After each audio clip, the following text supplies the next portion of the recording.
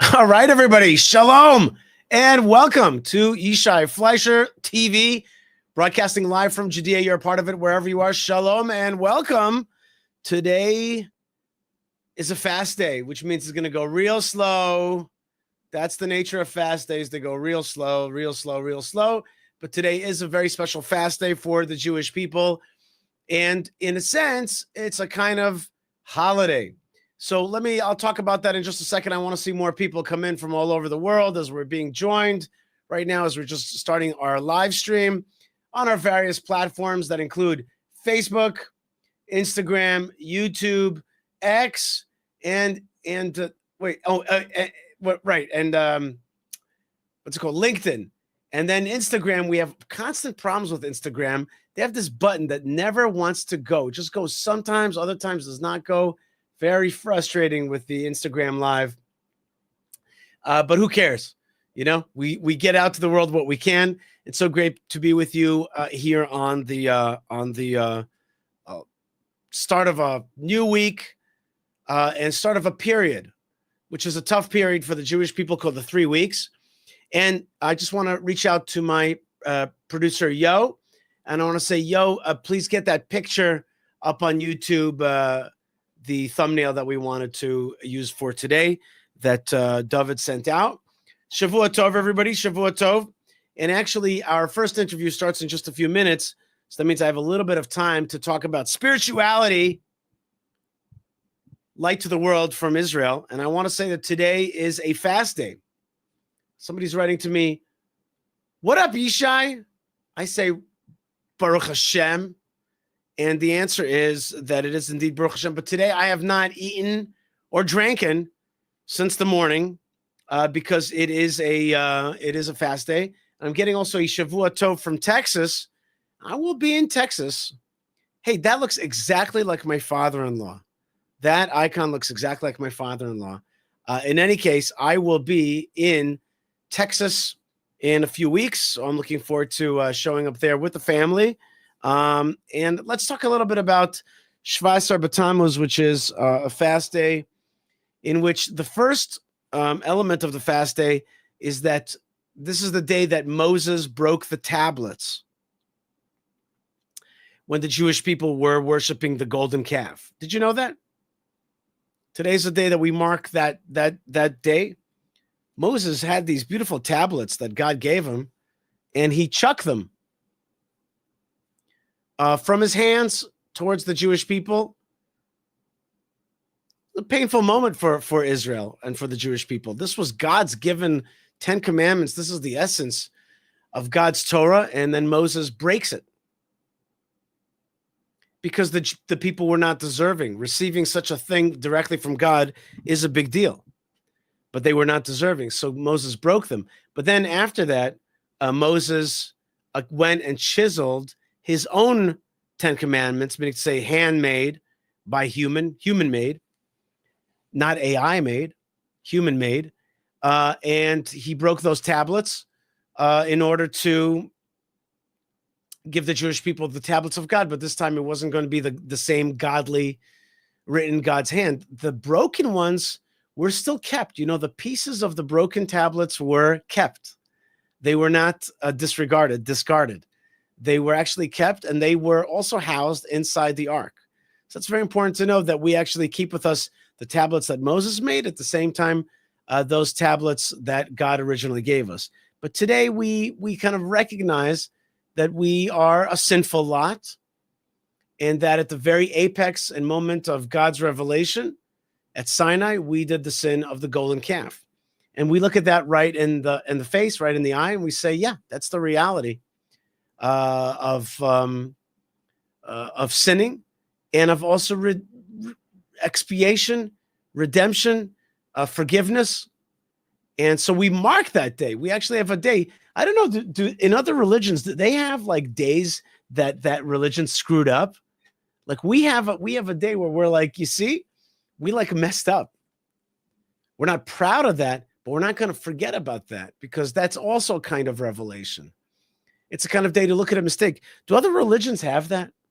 Do they celebrate or mark days of their own mistakes? Does Islam have a day where they kind of are like, yeah, this is where we messed up bad. Do they have that? In Christianity, is there like I guess there's these days of repentance, right? I guess the in Islam also you have days of fasting. But in any case, we definitely pull out a day that we're like, listen, we messed up. And also that day, an idol was placed later on in the temple by the Greeks. The walls of Jerusalem were breached by the Romans in 69 of the Common Era. After a lengthy siege, 3 weeks later, the Jews put up a valiant struggle, but the Romans destroyed the Second Temple on the 9th of Av. So right now we're entering a period of 3 weeks. It's called the 3 weeks, which we commemorate this day today. The 17th of Tammuz, a fast day, which means that I haven't had any coffee. For some reason, I'm thinking spaghetti today. I don't know why. But that is a sad day that we mark. And we commemorate our mistakes, and we commemorate, therefore, an opportunity for a day of fixing. I want to say hi to all the friends that have already joined us. Shavua Tov. Lewis says hello from Chicago. And Melvin says hi from Florida. And Wolf says hi from Sydney, Australia. And we got people from all over the world saying shalom to us. And that is the amazing, also another Shavua Tov from Florida. We got more Florida folks. And of course, from Northern Ireland, Vivian, shalom to you. God bless you, Vivian Brady. So great to have you. But this guy says, I'm not a friend. I hate you. Well, okay. Well, you know what I mean? I don't generally like people that like me back. I don't generally like people who don't like me. I like people who like me back. Like, for example, Margatine says shalom from France. And we got a lot of folks from Texas today. I guess today, Sunday morning, starting Texas just right there. But for those who hate us, there are definitely people who hate us. And there is so much anti-Semitism in the world today, isn't there? So much anti-Semitism. We're going to deal with that as well. We're going to deal with the anti-Semitism. Hello from Connecticut. We're going to deal with the anti-Semitism that we face and that the Jewish people face. And we're going to throw blame right there at the anti-Semites, no doubt about it. We're going to chuck some blame at them. But maybe today we do a little bit of self-examination, whether we have caused some of that anti-Semitism ourselves. Because if we've caused anti-Semitism, it's because we have not been strong and we have not shown strength. I am a firm believer that anti-Semitism is a product of Jewish weakness. It's a byproduct. It's a reaction. When Israel is strong, people follow Israel. People want to stand with Israel.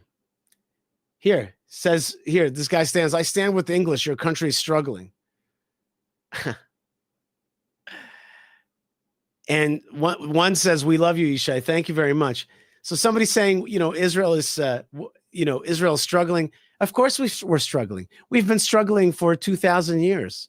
We struggle because that's our very name, is to struggle with God. That's our very name. And we have a lot of challenges that we face security-wise, philosophically, religiously. Israel is a struggle.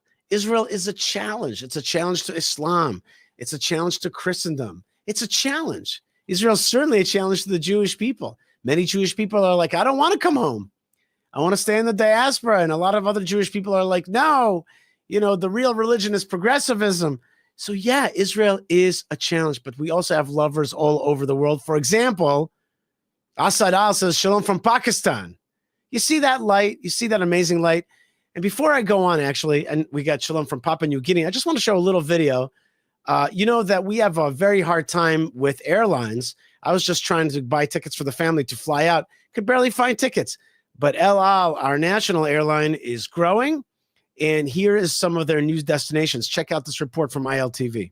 Carrier El Al announced that they were stepping up services, offering more direct flights than ever before to major U.S. cities. The enhanced services, set to begin in late October, will include 27 weekly flights to and from New York, 6 weekly flights to and from Florida, 6 weekly flights to and from Los Angeles, and 3 flights per week to and from Boston, Massachusetts. In total, the airline will offer 42 direct flights to the United States. Following the announcement, many are speculating that the enhancement of El Al services are a response to the recent resumption of healthy competition between international carriers. Air France, United Airlines, Delta, Air Europa, and many more have announced resumption of their Tel Aviv routes, effectively ending the El Al monopoly over flights to Tel Aviv, which they have been holding since the start of Israel's war with Hamas in October 2023. El Al is once again in competition for the loyalty of passengers, but instead of lowering airfare prices, which have skyrocketed since October 2023, El Al are opting for a different strategy. Will the addition of direct flights impact the loyalty of Israeli customers despite having cheaper options? Only time will tell. I love El Al, frankly. That's the truth. I love El Al. I fly El Al. And I just wanted to show you that Israel is back on track to being reconnected to the world. But what's going on with the war? What's going on in Gaza? Soldiers are still falling. Recently, there have been funerals of people from around here, from Samaria. And we just had an attack, really just a kilometer from where I'm sitting right now, a horrible attack that we had. And a security guard was killed by 2 guys who are so-called Palestinian Authority police officers. So the war continues, and I wanted to get a little sense of what's going on in Gaza, what's going on in the Iranian fronts and the other fronts. We have with us Brigadier General Amir Avivi, who's the chairman of the IDSF, the Israel Defense and Security Forum, a group of 35,000 reserve officers. During his service, Amir held a series of senior roles in the IDF, including Deputy Controller for the Security Forces, Director for the Office of Chief of Staff, Deputy Commander of the Gaza Division, so he has a good sense of that, Commander of the Sagi Division, Commander of Battalion 605, and Commander of the School of Combat Engineering. He's going around the world explaining Israel's situation. Brigadier General Amir Avivi, thank you so much for joining me. My pleasure. Thank you very much for having me. Okay. What's the situation? I'm hearing from people that Gaza. Let me actually make it into a short story. My good friend Bracha, her son was in a D9, operating the D9. He started getting. This was in the Khan Yunis area. He started getting a lot of like bullets and attacks hitting his vehicle. He had a sense to jump out. He jumped out of the vehicle, and the vehicle was indeed hit by RPGs. He was hit by shrapnel, and he saved himself. So he's very, very lucky. But the question is, Brigadier General Amir Avivi, what's really going on in Gaza? Why are we capturing some parts, then relinquishing? We're fighting a 2-year battle over Gaza that was liberated in the 6-day war in 2 days. Give me a sense of what's happening here, please. So it's very, very different from the 6-day war because in the 6-day war, there was no local army or terror army in Gaza. There were the Egyptians who were serving the Egyptian army that was serving very, very far from their home in main Egypt land. And when they saw the collapse in the Sinai Peninsula of the Egyptian army, they pretty much, fled away because they were about to be completely surrounded in the Gaza Strip. They live in mainland Egypt, so they went home, and there were no tunnels, there was no, all this terror infrastructure we see now.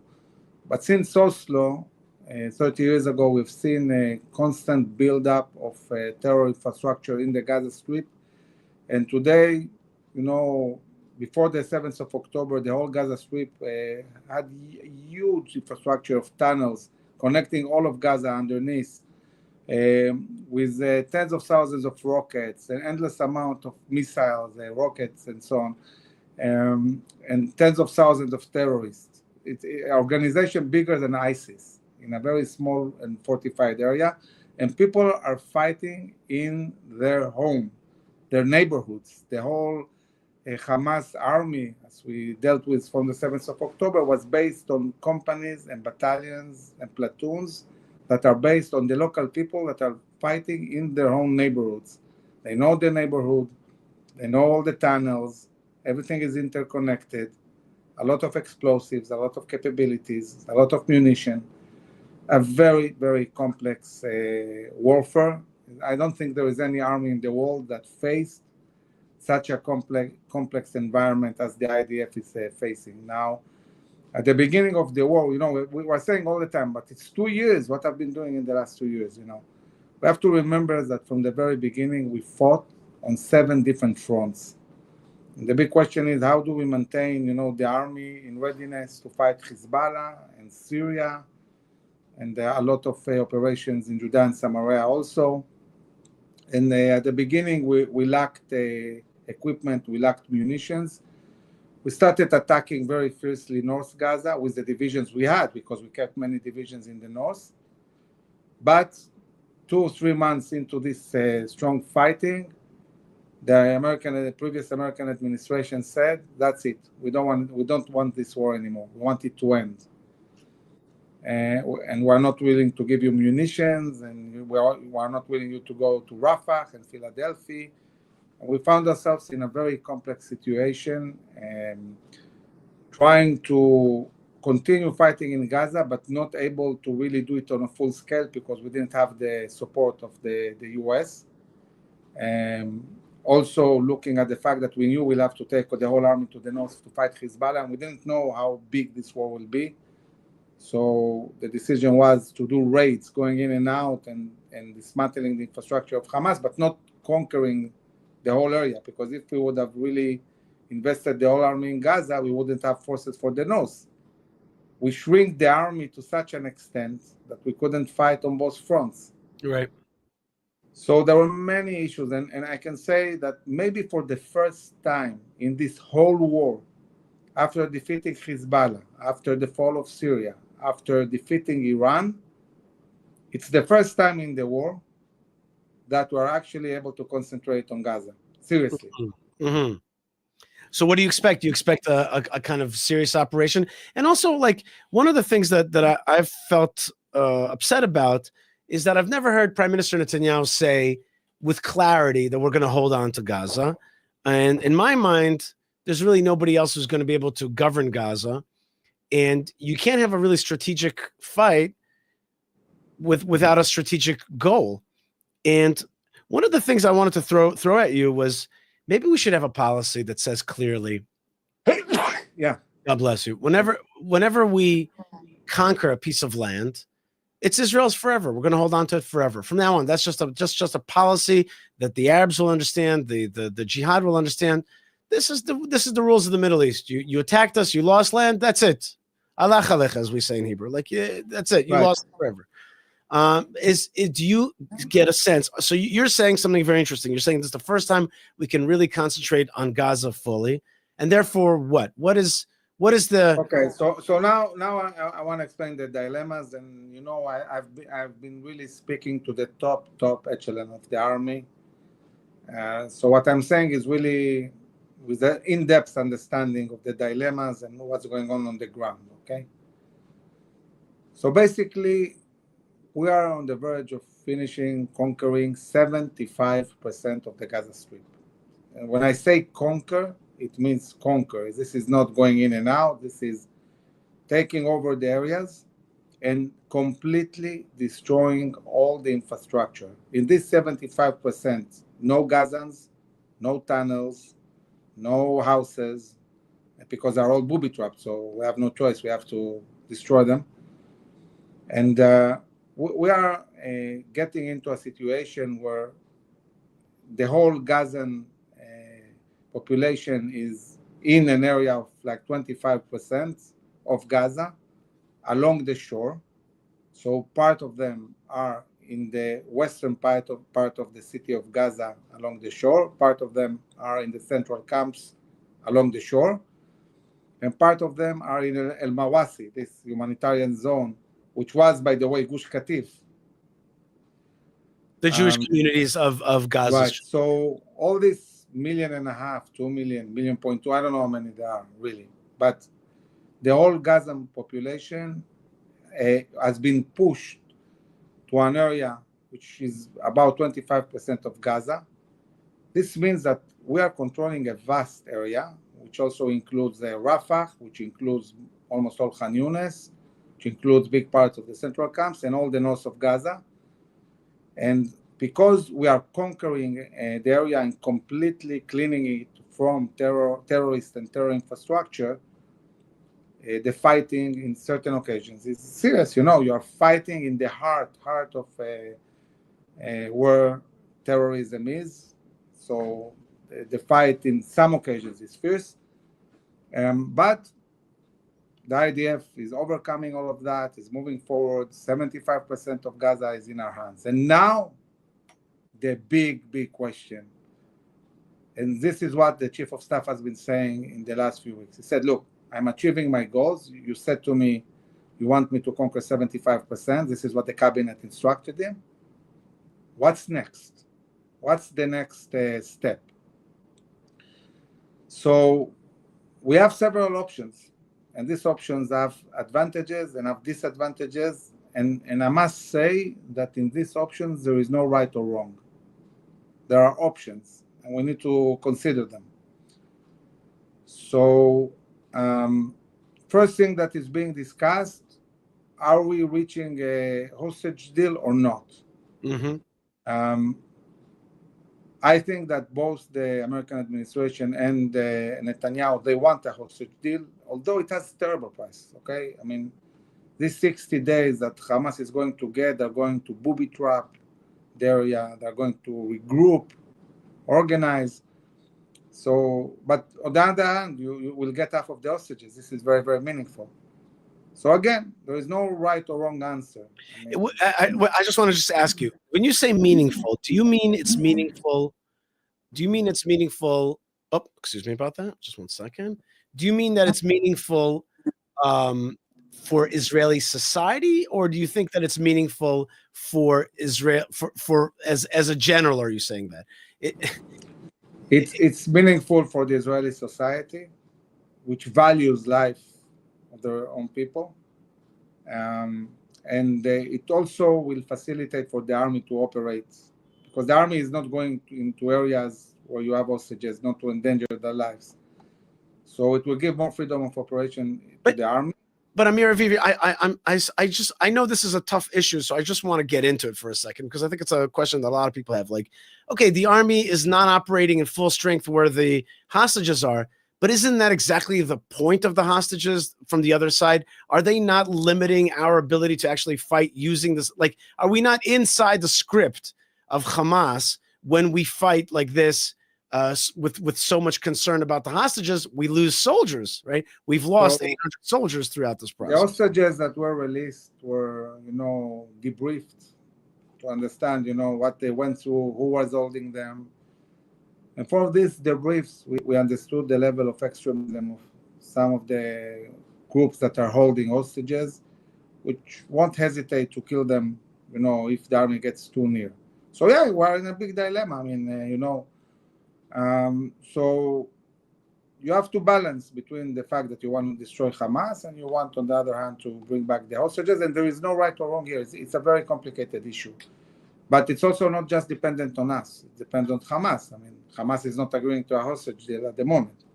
Well, because so the question is what's next. Isn't one of the things that Israel is demanding is that we do not end this war? We do not agree that this war is finished, right? Isn't that the big thing that Hamas is pushing for? They want to see us leave. It's over. So I think that the way even the army is looking at it, the army doesn't want any long-term agreement and doesn't want an end to the war. Mm-hmm. The army says, let us control this 75%. We are completely, we have operational control also of the 25%, because, we're controlling it from the air. We occasionally do raids. We are able to contain this and continue degrading them systematically. So what are our options? Okay, I'm putting aside for the moment the hostage deal, and let's look at the big picture. The big picture is... One more question before you get to the big picture. I want to hear a big picture very much. Just wanted to ask you, I saw a story that says Hamas is rebuilding its command and communications infrastructure. The new commanders in Gaza City and other several areas are able to get orders to terrorists in the field, which is why there have been not only an uptick in Hamas terror attacks in Gaza, but also more aggressive and coordinated tactics. There have been very successful attacks against against Israeli soldiers recently. There is a sense that So the army is asserting that overall command and control in Gaza collapsed. There is no real organization operating in Gaza. You have pockets of local resistance, of guerrilla fighting. The only maybe person who nobody heard of before, Azadin al-Haddad, which is the brigade commander of the Gaza city, is hiding in a tunnel, knowing that the moment he gets out, will kill him. He's not really able to command and give commands on an everyday basis to other parts of Gaza. So it's fractured. And you have this local, company commander or battalion commander or things like that. And the real leadership of Hamas that remained is the ones that are not in Gaza. So one big question is, what do we do with them? Isn't it time to destroy them? Or isn't it time to encourage the U.S. to demand that all of them will be extradited to the U.S.? If we want to put real pressure on Hamas, at this stage, the one pressure you can put on them, because they're the ones taking decisions, arrest them or kill them or threaten them. And at the moment, they're, like in Hebrew, etrogim. Right. They're protected. They're safe. They're sitting there in Doha, Qatar. Yeah. And we need to change this. We need to start. The moment you destroy the leadership of Hamas, which is out of Gaza, there is no Hamas. They will not have any interviews. Nobody will be able to speak, because inside Gaza they are, hiding in tunnels. They cannot really do anything. Right. So this is one big issue. The other big issue is, what do you do with the Gazans? And you have two options. One option is say, you know what? We push them into this 25%. They're along the shores. We surrounded them. We are controlling them. They don't have any serious capabilities anymore to endanger Israel. We'll continue all the time, hunting them until they say, that's it. We want to surrender. We want to lay down our weapons, even if it takes 4 years. But if you really draw the line of this 75% and say, this is the new border of Israel. We took, as you said before, Yishai, we took the area, that's it, it's ours. But you took this 75%, leveled down everything, said, okay, this is the new border, okay? And then you don't need so many divisions and so on. You need to control this area, and you need a lot of air power and so on to control this remaining 25%. What do you get of this kind of strategy? You are not responsible for these people. You don't have to pay for their food. It's still Gaza, but it's only 25% Gaza. So you took from them a huge area, okay? And you are controlling them with fire, but you have no responsibility. You simply shrink Gaza to 25%. And, by the way, surrounded them completely, no ability to smuggle, no ability to rebuild anything, and that's it. The other option, which is now being pushed, is, no, let's take all these people and move them to Rafah, to an area that is controlled by Israel. Now, just to build this area is 15 billion shekels. And then, if you move them to this area, you are responsible to pay also for the food and everything.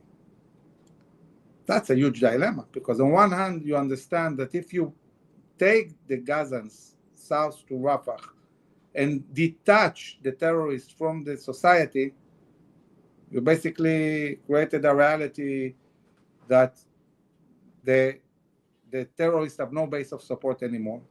In all these 25%, they are alone. The Gazans, the society itself is not there. They don't get any food. You can put a siege on all of the remaining 25%. And then probably the time it will take them to surrender will be much faster. But then you have to pay for 2 million people. You have to control this. You are responsible for anything that happens with these people.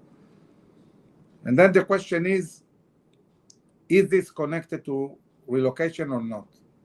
I mean, if you are moving them to Rafah in order to be relocated, and there is a program and there is a plan, and let's say you bring 20,000 for 2 weeks, and then they are relocated, and another 50,000, and then they are relocated, not forcibly. You mean relocated outside of Gaza? Outside of Gaza. Right. If it Refugee includes Trump's plan, right, okay, it makes sense. If you have to move people to Rafah in order to momentarily organize them, and then they say, we want to go to Canada, we want to go to I don't know where. Spain, Australia, Scotland. Yeah, anywhere that Ireland, wants to take them, okay? They need visas. Syria, maybe Jordan. That makes sense. But if you are moving them to Rafah, and then Israel has to fund all their food for who knows how long, that might be a serious problem. Mm-hmm. So there is no easy decisions. And then also the question is, okay, but if this is like not something that is going to end so fast. I mean, we're talking about a long-term operation dealing with Gaza, okay? How do you define win? How do you create a reality where you say, wow, I won? So for me, for example, if you destroy all the leadership of Hamas outside of Gaza, okay, and also let's say the remaining commander or two left in Gaza, that's a win. Okay, you destroy the organization. We have to destroy this organization, and this is about the leadership. If you detach Hamas from the society, it's also a win, but it's very pricey, and it's worthwhile doing if there is relocation. But I didn't see that there is a plan yet in place. And also, when the army looks at it, they are not looking just at what's going on with Hamas. They're looking also at the army itself. I mean, we don't want to sustain years and years of telling our reservists to do 500 days, reserve. Basically, reserve duty, which used to be like 30 days a year, is now like a job. Exactly. Now, these people actually have families and have jobs. Right. Cannot keep. So you have to build something sustainable. Right. So the army says, look, we conquered 75%, okay? And this is the high ground. And we are completely controlling the other 25% without needing to conquer it. Because if we conquer it, we have to take care of the people. We don't want to do that. We want to safeguard Israel. We don't want to manage the Gazans. It will take a lot of soldiers and a lot of money. So the army says, let us completely level down the 75%. Let us build a line of control. Right. Let us, control the remaining 25%, and then the big discussion. Are we relocating? There is a plan. There isn't a plan. And then you can talk about moving people to Rafah, and you don't have to move 2 million. You can move 100,000, 300,000, but it needs to be part of an idea of relocating the Gazans, and then the discussion about the leadership outside of Gaza, and then the issue of the hostages. Now, the message needs to be very clear. If you don't give us the hostages, you will remain in this 25% forever. There is no turning back. There is no turning back to any cities. There will be no cities because we're leveling down everything. You will get minimum aid according to international law. You have no future. You stay in this stance, until you lay down your weapons and give us the hostages. And once, I think that if this is combined with eliminating completely the leadership of Hamas, then you'll see the Gazan society saying, okay, guys, it's game over and that's it. And what sense does it make to stay in this tents on the beach? We need to have some different kind of solution. So there is a sense Like, what's the army doing? Listen, the army is fighting fiercely, Definitely. fiercely. I mean, when you go into Khan Yunis or Rafah or the northern part of Gaza, it looks like Dresden. It's completely leveled down, and not because we are enjoying simply bringing down houses. It's because everything is booby trapped. It's all connected to tunnels. If you really want to destroy all this infrastructure, when you destroy it, nothing is left. I mean, they booby trapped everything. So we are leveling down everything, and Gaza is being wiped out. We have to say the truth, and rightly so, because it's all one big terror infrastructure. That's right. I mean, I would love to see, and I have sometimes I think first thing I wanted to say thank you very much for giving us such an in-depth understanding about the thinking and the IDF and the solution thinking about how to solve this very challenging problem. We have a lot of people there, a lot of Arabs. You have hostages. You also didn't talk too much about it, but there's also the international pressure. Your 25% solution has a problem in it, is that you're going to get a lot of pressure from the international community being like, look, you've put them in a jail. Now you're responsible for them. You're saying we're not responsible, but they'll say you are responsible. They're not going to say, as long as we don't take over the 25%, right? A part of bringing them aid, which we want to do, with the American companies and not directly, they cannot say we're responsible. You can say we shrinked Gaza. Okay, now it's small Gaza, not big Gaza.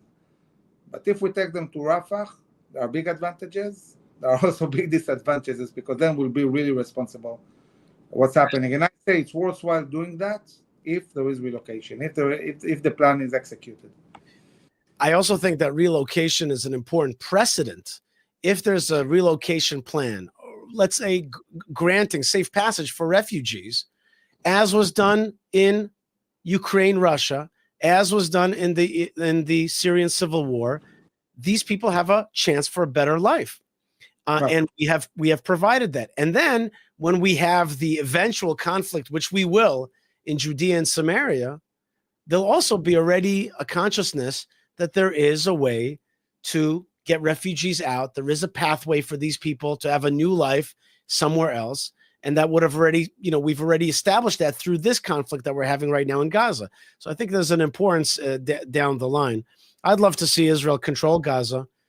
Totally. I'd love to see it become part of Israel. And I also, see a situation in which we could give Arabs of Gaza and places like that who are non-jihadists.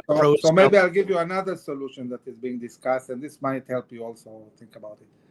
I mean, we know that the center of government of Gaza is the city of Gaza, okay?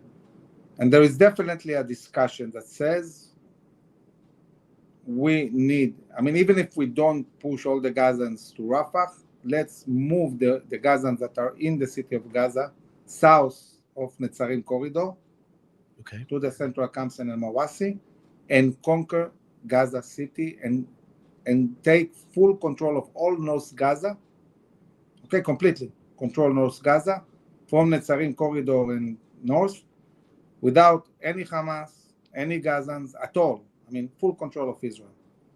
And this can be a game changer, because if this is the reality and you took the whole area, okay, now you can say, look, we want to realize Trump's vision of, an area that will be international, or we'll do projects there, or we'll do the first Trump hotel in North Gaza, whatever, and maybe bring back, Israelis, because when you add Gush Katif, one of the things that Israelis, mostly on the left, were saying, wow, you're putting Jews in an area in the middle of 1 million Arabs surrounding them. Doesn't make sense, it's stuck there and it's surrounded by Arabs. But if there is a whole area in the north that is completely, in our hands, and all it requires is to push Israel to the south, to Netzarim, this is something logical.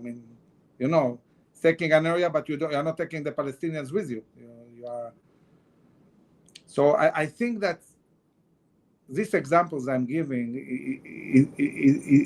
the point is, we are in a very dramatic moment because Right. for the first time in this war, for the first time in the war, the Israeli government needs to put a vision and also needs to define victory. What is victory? Victory is surrounding them in the 25% and maintaining military control on the 75%. Victory is relocation.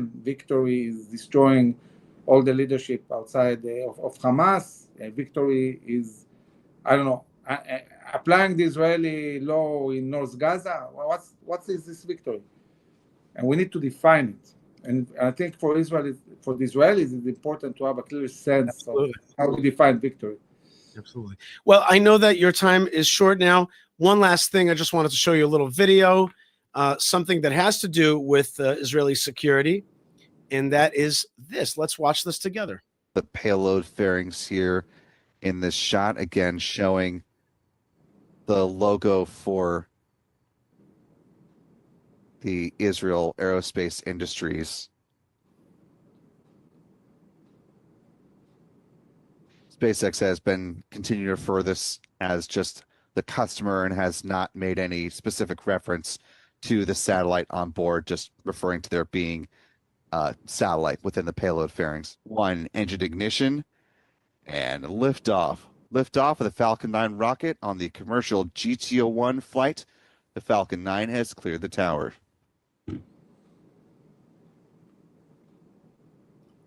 All right, so here we're seeing SpaceX's Falcon 9, a satellite launcher at Cape Canaveral, Florida, taking up Israel's Dror 1 national communications satellite. And we had a setback a few years ago in 2016 where the Amos 6 satellite was destroyed on the launch pad as a result of a SpaceX malfunction. But this Dror 1 communication satellite will provide Israel's communication needs for the coming years. I have a lot of numbers on it. It weighs 4.5 tons and other things. But the bottom line is that it's going to be operating 36,000 kilometers above the Earth. And Boaz Levy, who's the CEO of IAI, said this is a special event for the state of Israel. And 560 IAI employees worked on this project. It's a big deal. It's going to be in geosynchronous orbit, and it's a big deal for Israel right now. And I just wanted to get your comment also on this, if you know anything about it. So, Israel in the Ministry of Defense, you have a whole department that deals with satellites, and of course working with the industries and especially with the IAI. Israel is capable of launching from Israel its own satellites with its own missiles in a very complicated way, very challenging but very sophisticated. But here we saw a launch of a satellite not from Israel, but from the US. This is strategic. It's very, very important. I think that in the coming years, space warfare will become more and more relevant. And by the way, we fight in space. I mean, all these interceptions we did of ballistic missiles are done in space. Arrow 3 is like a spaceship. It attacks the ballistic missiles in space. So definitely we see big, technological achievement. And overall, I can say that in the last year, in the war, Israel has developed technologies that are beyond imagination, that really bend the laws of physics and chemistry, that are really creating a huge technological gap between Israel and many, many countries in the world. So many times wars actually end up bringing a lot of knowledge and even a lot of light through the awfulness of war. Brigadier General from the Reserves, Amir Avivi, chairman of the Israel Defense and Security Forum, what we call the Bitchonistim in Israel, a group of 35,000 reserve officers, giving a nationalist perspective to Israeli defense, and also one of your other videos that you can find on your channel, also not only just about defense, but also about the historical, national, indigenous values of the state of the land of Israel to the Jewish people and the miracle of the rebirth of the state of Israel. I want to thank you so much for being with us today. you very much. All right. That was a very important conversation we had with Brigadier General Amir Avivi. Gave us a lot of insight into real thinking about what's happening in the echelons of the decision makers at the IDF. Now, the IDF today is a very successful fighting force, but some years ago, it was just forming. One of the ways that it formed was through the creation of the 101 unit, which was the kind of first special unit of the Israeli army. And one of the people that was in that unit was Mosha Zar. He was an amazing fighter for Israel and then dedicated the rest of his life to buying property from Arabs in Samaria and developing Samaria. His son was murdered. One of his 8 children was murdered. His name was Gilad. And he vowed to establish 6 communities because Gilad has 6 Hebrew letters. Based on that murder, he was going to establish 6 communities in Samaria. In many ways, Mosha Zar, who I never got a chance to meet, but I know many of his children and many of his grandchildren and also colleagues of his that know what a man he is in terms of the stature and of the great mitzvah, the great commandment of settling the land of Israel. We're involved in a project of resettling the land of Israel. It is a biblical commandment. And Moshe Zar took it to a high extent. Not only did he do it himself, but basically all his children and grandchildren are involved in that commandment and in the modern challenge. That challenge is sometimes not only against Arabs, jihadists, Europeans, sometimes, and Moshe Zar talked about it, our greatest challenge is our own peoplehood, which sometimes stands against this great mitzvah, this great commandment of returning to the land of Israel. I want to know more about Moshe Zar and his life. And we have with us one of my colleagues, Dr. Noam Arnon, who is the spokesman for the Jewish community of Hebron, was also previously the spokesman for Gush Emunim, which was the predecessor for the Judea and Samaria Council, and has been at it for a very long time. He has a PhD in studies of the Tomb of the Patriarchs and Matriarchs in Hebron, and has been involved intimately with the rebuilding of Hebron, including rebuilding the Avram Avinu synagogue after it was destroyed after the 1929 riots. And not only does he know much about Moshe Zar, he's actually married into the family, or at least there's family connections there. Dr. Noam Arnon, thank you so much for joining us today. Shalom, shalom, Yishai. Okay. I was with you in Hebron on Friday. We were looking at some newly liberated areas, and then you said to me, something big has happened. Moshe Zar has passed away. So at first, I didn't exactly know what you were talking about, and then it started dawning on me. Tell me about the story of Moshe Zar. Who was he? Why is it such a big deal today that he's being buried on this special day, the 17th of Tammuz? Well, I think we should be thankful for the opportunity to live in a generation that so many big things are being made and so many giants are living, and we had the privilege to know them and to work with them and to respect, honor to what they did and what they do and still going on. Well, it doesn't say that in the next generation people will not appreciate our generation. I mean, Yishai, I think that many people will say in the future, I knew Yishai Fleisher.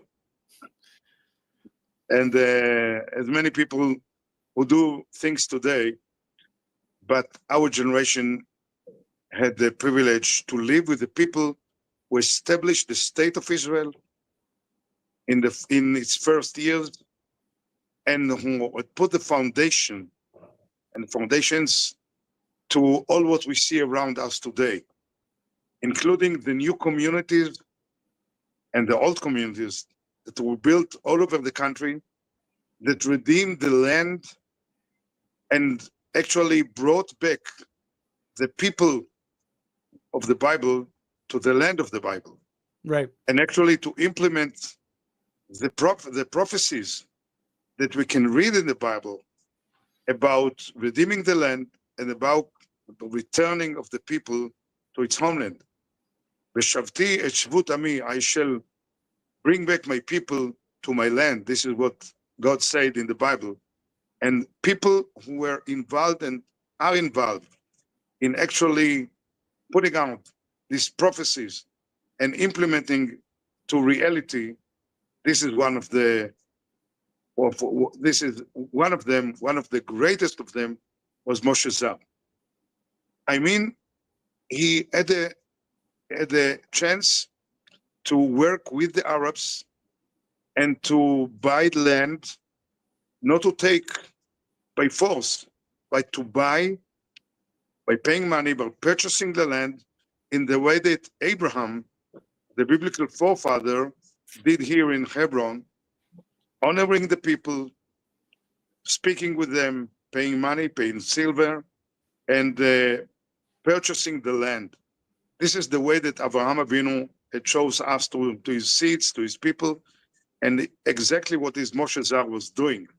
And he was so successful that on the land that he redeemed, some towns were built, many communities were built.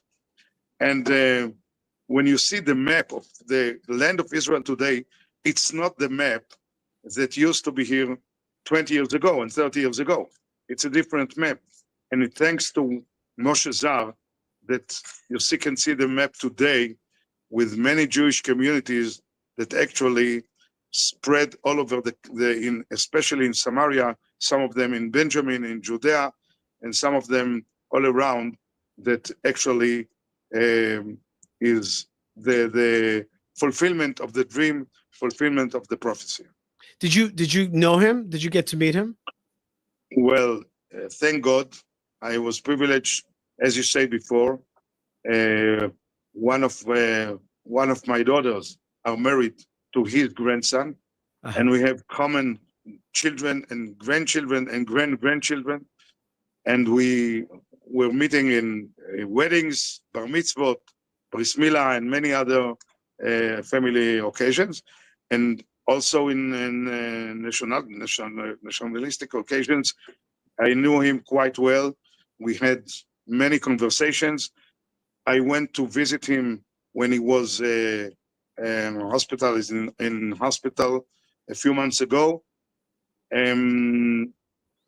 Actually, we were very happy to hear some few months ago that he was leaving the hospital, returning to his home, but after a few months, his time came and to pass away. And that was the announcement that I told you on Friday when we were working together here in Hebron. So let me ask you this. You were a young man at the end of the 6-Day War. And there was a moment of liberation of the land. And yet the state of Israel, instead of liberating that land, went into a process, the Oslo process, to give away that land and create a Palestinian Authority. I've spoken to you many times about this. I've always been shocked. How could such a thing have really taken place, giving up the land? And people like yourself and Mosha Zar began a process of trying to retain that land of Israel, establish it, develop it, settle it, in many ways against the state of Israel. And even I saw at least a quote from him saying, one of the greatest challenges we have was with the state of Israel. We have a challenge dealing with them. How do we swallow that? How do we understand this effort? Oh, and then I wanted to say to you that I had a Not Wilf on my show last week. And a Not Wilf says, I'm not against the idea of settlements. Go ahead, settle, but do it with the Knesset's agreement. Let the Knesset say this is now Israeli land, and now let's settle it, right? And she's saying to Mosha Zar, she's saying, why are you guys trying to buy up land and do stuff that the state has not agreed to? Why are you working not together with the state or ahead of the state? And that's my question to you. Like, the whole story is that the state of Israel didn't do this. So Mosha Zar instead decided to do this. Does he have any right to do it? Is that against the purposes? Maybe the Jewish state doesn't want to buy these lands and hold on to them. That's my question to you. How do we understand this conflict between the Jewish state and the settlers, or what I call the resettlers? where does he derive his right? Why is he a hero in your mind and not a kind of villain? You remember in the Bible, it's a story of the people of Israel were standing near the Red Sea, and they were waiting for the sea to open, but the sea did not open. And then there was a pioneer, Nachshon. He jumped into the sea, and after he jumped into the ocean, the water spread, and the sea opened, and the people of Israel could go through. This is the thing that the pioneers had to do from the beginning of the Zionist movement, from the beginning of the Zionist process, from the very beginning, some 150 years ago. Pioneers that came to the land of Israel and began to settle the land, they could not wait for the government to decide that. They had to do the first step, and then the government went after them and recognized and actually even helped them to build the farms, the cities. It began by going ahead and making the first step by the people of Israel. Mm-hmm. This is the whole process from the beginning of Zionist process. Even today, you see that people make the first step, not only in Judea and Samaria, also in the Galilee. Only a few days ago, we heard about Ramat Arbel. Ramat Arbel, it's in the Galilee. It's in the small borders of Israel, the small state of Israel. Even though the government could not decide about establishing a community in the Galil, not in Yehuda v'Shomron, but the pioneers came to the Galil and said, we are here. We are ready to make the first step. And this is the whole process of Judea and Samaria the same. And we want to emphasize, after the pioneers make the first step, they take upon their shoulders the very, very challenging process of living there with no electricity, no facilities, no nothing, maybe in tents or even without tents. And then the government decide to recognize and to help them and to supply them what is needed. But I heard from my grandmother, she came from Poland to the land of Israel before the state of Israel. She lived, you know where? On the sand on the beach of Tel Aviv. She didn't have a tent. And after then she could build a tent. It was a happy occasion to have a tent on the sand. Can you imagine? But this we see the people of Israel with so connected to the idea of returning to the land that has to do this first step, and then the government decides to go on and to continue. But we have to remember that something very important that you said. We cannot cut the roots. We cannot cut the connection between the pioneer movement and the state of Israel. The pioneer movement must go one step ahead, not more. Right. Not to go too far away, too far ahead, that it will not be connected to the rest of the people.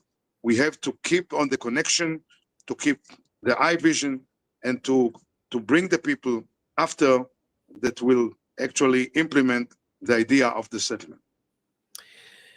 And many of your children and grandchildren are also really pioneers in these places, in hilltops and in different places in the desert, in beautiful places. And there's definitely a spirit that is taught in places like Hebron, Chavad Gilad, etc. In the Samaria, in many ways, they're doing even better than Judea, right? In many ways, Samaria is stronger than Judea. They've done a lot of work there to hold on to the land of Israel.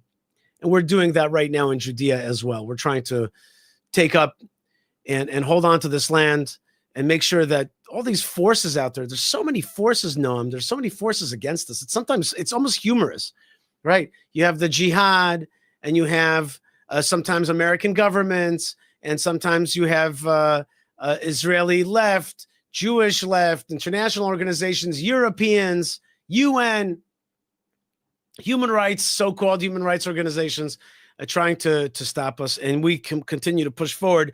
One thing I've noticed with the jihadists, we just had a horrible jihadist attack here in Gush Etzion, where two so-called Palestinian, so-called police officers stabbed a Jew to death. But in general, I see that there's more deflation. There's more deflation on their side. They sense that we're here to stay. And I think that last week you and I discussed the issue of the sheikhs and muhtars in the Hebron area that want to separate themselves from the PA. They realize the PA is not the future. And I wanted to just ask you quickly, is there any update from the story of the Arabs? There was one update I heard that one of their cars got burnt in eastern Jerusalem and that their life is in danger. But is there any more updates as to this effort to connect with Israel and disconnect from the PA for Arabs living in Judea and Samaria? As we spoke in the last time, many efforts and many obstacles on the way. Only yesterday in the synagogue, we could hear about the story about Balak and Bilam. Balak was the king of Moab, and Bilam was a sort of wizard. And the Balak called Bilam to help him to curse the people of Israel. And I thought when I heard the Torah in the synagogue, I thought about the international court in Hague. They tried to create an international curse against whom? Against the people of Israel, again and again.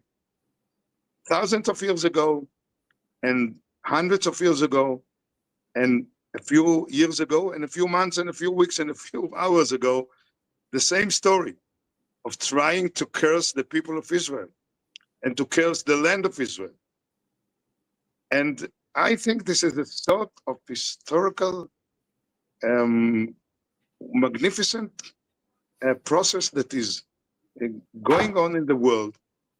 All the history, even today, from the biblical period, going on today, that people who hate this idea of the Jews returning to their homeland. Now, Mosha Zar, I want to emphasize again, he did not take over land. He did not rob anyone. He paid money for them. But still they hate him. Still they don't want him to continue. Still they don't want his children and grandchildren to continue. Why? Because they hate the people of Israel. And they had this idea. So to live in this mood, to live in under the idea that you and all of us live here,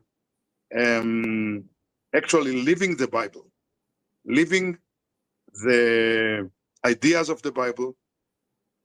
Sometimes it's not easy. Sometimes we face challenges, as you said, obstacles, hatred, attacks, terror, and everything. But the spirit is stronger, and it's going on, and it's increasing, and new generations are going in and going on and continuing the deed. So, well, it's not easy, but it's full with feeling of fulfillment and feeling that you are doing something very, very important. Mosha Zar passed away, and he is being buried today on the 17th of Tammuz, which is a special day, which has a potential of becoming a happy day, tells us the prophet. It's recorded that he has 192 plus grandchildren, not that we're counting. some of those. Wait, just a minute. I want to show you something. Okay, let's see what Noam's got for us here. Look at all those books in the background. Those are, Okay, Marata Machpelah, which means the tomb of the patriarchs and matriarchs.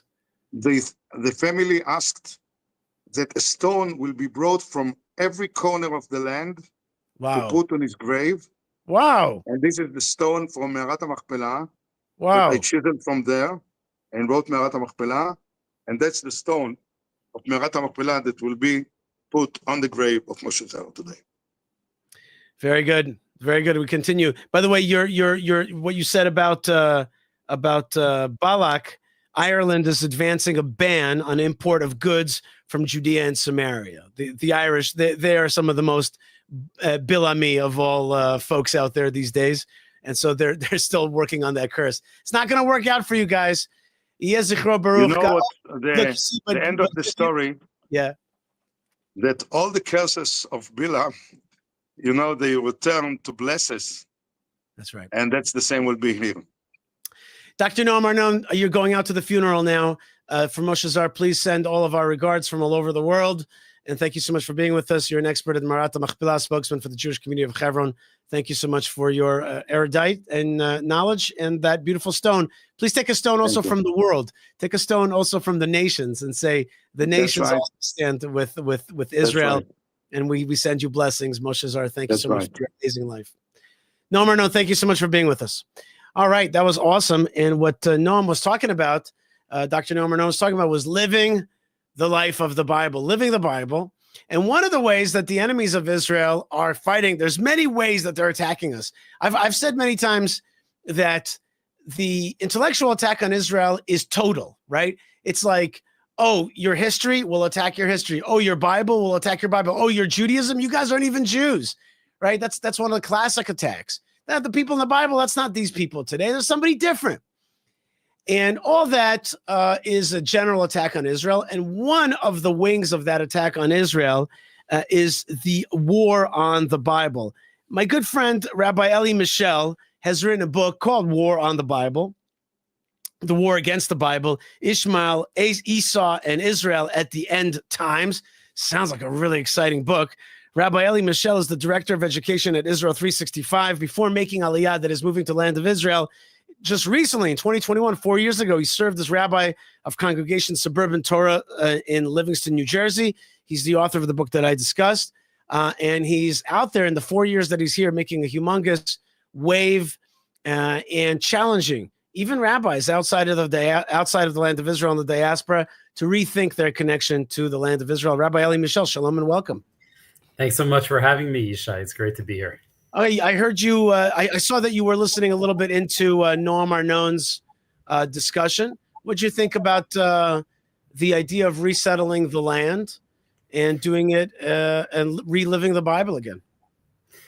It's pretty awesome every morning to walk outside on my porch, and here I am. I can see Jerusalem in the distance, looking out over Bethlehem. It's a dream. It's a dream, and I think that it's a dream that's more attainable than people realize. I'm not a wealthy person, and I was a rabbi. I mean, come on, right? So I'm not a wealthy person, and I think maybe that's the number one message that people have to realize is that they're capable of more than they realize, right? Which is, this is not an impossible dream. You talk to people across the world, and they think it's just, I wish I could do what you could do. I wish I could. My kids were older. It was not an ideal time in their lives, and yet everybody's figuring it out, and they're all happy to be here, and somehow we're making it, and we get to be part of the dream. We get to be part of the story. So I think that would be my first message. Whoever's listening from the diaspora, you can do this. It's possible. Okay.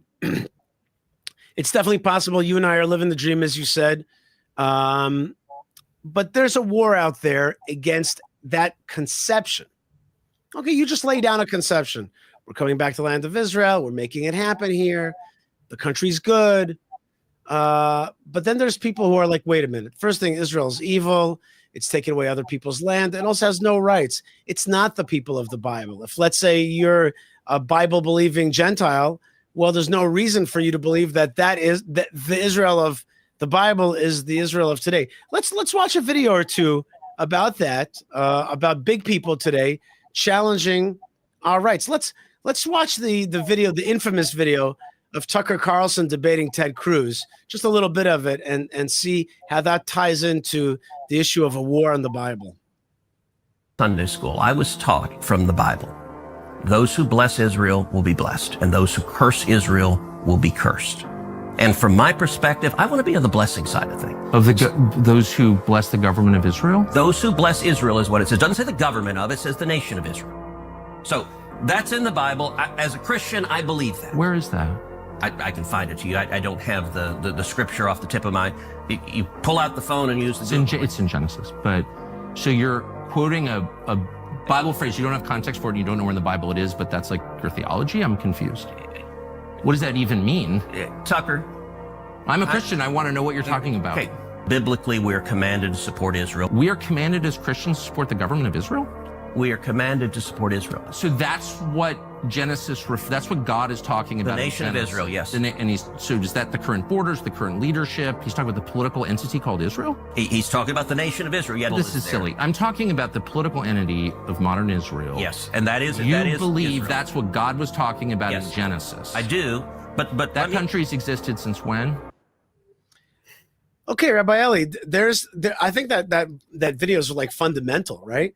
Because he's really challenging. He's challenging, and he's doing it in the Tucker way, which is like all wordplay and not serious. But he's challenging the idea. He's saying, listen, is the Israel of today the Israel of the past? Islam does the same thing. They're like, the Israel of today is not the Jews of the past. It's one of the most classic ways to kind of push back on the idea that the Israel of today is the ingathering of the exiles. This is it. We're commanded to support it. Is this part of the war on the Bible? It certainly is. He's not saying it explicitly, but this is really just a modern Tucker version of replacement theology. Right? Replacement theology was the old Christian theology that it began around the year 100, where Christians who were feeling very awkward about the fact that their holy scripture, or the vast majority of their holy books, because the Old Testament, the Hebrew Bible, what we know as Tanakh, is much larger than the New Testament. So therefore, the great majority of the Bible that they considered holy is about who? Not about Christians. It's about us. It's about the people of Israel. Israel on every single page. And so if you're a Christian, right back then, you're thinking to yourself, wait a second, right? Who is this about? Right? Who's really at the center of this story? And so to solve that tension, they came up with really a brilliant and nefarious idea that they are somehow the real Israel. And so what Tucker is doing here is just continuing that by trying to cast doubt on the idea that supporting Israel today is supporting what God wants, the real Israel. He's hinting to things that he said elsewhere. He's spoken to pastors on his show, who are explicitly stating that we're no longer we are not the chosen people, right? That Christians are the true Israel. So he's not saying it here explicitly to Ted Cruz, but that's really what he means. And it's a return to the evil that defined most of Christian history towards the Jews. I have it more explicitly. In a video that I wanted to show it, so you queued it up nicely. This is Nick Fuentes. You heard of this guy? Yeah, unbelievable, this guy. Right. But he's very talented. I have to tell you, he's a talented speaker. He's a talented. That's we always have to watch out those guys that hate Israel. Sometimes they're good looking and they're slick tongued, they're silver tongued, and he lets out a very anti-Israel religious perspective. This time, instead of just saying that the Jews of Israel are not the Jews of the Bible, he's saying that he uses this Christian term, they're the Antichrist. Let's watch this. Don't take it as a good omen. When you say there's like a theological significance to the Jews retaining their religion ostensibly and then coming back to the Holy Land, I see it as actually a very dark omen because, of course, we talk about Iran's eschatological views about the 12th Imam and the Mahdi and all this. We don't talk about the Jews, which is, in order for them to practice their religion, they need to reestablish temple worship. In order to have temple worship, they need another temple. And this is not exactly a fringe idea in Israel. They talk about sacrificing these red heifers, these perfect red heifers. And then ultimately, one of the goals of the religious Zionists is to take out the mosque, the Al-Aqsa Mosque, and rebuild the third temple. And this is sort of terrifying because it undoes what the caller said. Wait. Before he says what's terrifying, right? I thought he was going to say what's terrifying here is that there's going to be a third world war because the Muslims will flip out. Watch what he says is terrifying about the Jews having a third temple in Jerusalem. This really surprised me. Check this out. Does what Christ did, which was to destroy the temple because there's a new sacrifice, which is him, the Lamb of God. There's a new temple. There's a new church, new priests. There's a new law. And then they were sent out. Now that they've... So what he's saying is, right? What he's saying is that the problem is that the replacement theology is being replaced by the original theology. That's what's terrifying, right? Right. Did I say that? All right, let's just finish the video. Let's just finish the video, and then I want to hear your take on it. Returned. It's almost like it's working in reverse. They've returned to the land. And then, you know, it might point towards maybe they're going to rebuild the temple. And who will inhabit the temple? The Jews say that our religion is dead because Christ is dead, they say. They say their religion is alive and their Messiah is yet to come. Who will inhabit the third temple and sit in the Holy of Holies on the site? It sounds like the Antichrist. So, you know, and this is just sort of my speculation on this, but I mean, I sort of agree in a sense that you can't say it doesn't have theological significance, but I sort of tremble and fear what that represents. I don't see it as a good thing. Wow. Is that an amazing like revelation? I mean, first thing is, notice the last words right at the end there. I tremble and fear. I'm afraid of the Jewish people's return to the land of Israel. It's scary. Right. It's a let me say it in my language. It's a victory for their theology, not our theology. We thought we replaced them, but they are saying, no, we're not replaced. We're still here. And he's flipping out about that. And this guy from there developed some serious anti-Israel ideas. Some people call them neo-Nazi ideas, right? But it comes from this place of like, we were supposed to replace you. We didn't expect you to come back. Go ahead. Right. I mean, there's a basic mistake that he's making here, which is he doesn't understand his own religion. Right. Jesus never came. Right. Jesus never came. If you read any of the New Testament, he never came to abolish the law. He never came to abolish the temple. And, you know, Paul, right, one of his top students, really the one who created Christian theology, the Christianity that we know today. It was all from Paul, from Saul of Tarsus, who became Paul. Paul, right, he went and he worshipped in the temple. Right. There's nothing in the Gospels that talk about destroying the temple or any of this. Right. This is all made up later. And he has no conception that really is not real Christianity. Rabbi Yehuda Leon Ashkenazi, who in my view is one of the great rabbis of modern times. He died about 30 years ago. He was a great French Jewish thinker. He came to Israel, was close friends with Rabbi Tzvi Yehuda Kook. He writes all the time that the day has come where we now need to begin to explain to Christians how to read their own book, right? They don't understand how to read the New Testament. They don't understand the background. They don't understand the Beit HaMikdash, the third temple. They don't understand any of the laws that Jesus was grappling with and struggling with, right? They don't understand any of it. They don't know how to read it. It's astounding, right? So Fuentes is just that's first and foremost, is that his whole theology is broken from the start. That's number one. But yes, your point that he is terrified of us and terrified of what is happening really betrays that there are two groups of Christians today. I think you can divide them not by the standard denominations that we all know, but rather they really divide into two groups. The people of Israel have returned to the land of Israel. We have destroyed and debunked replacement theology, and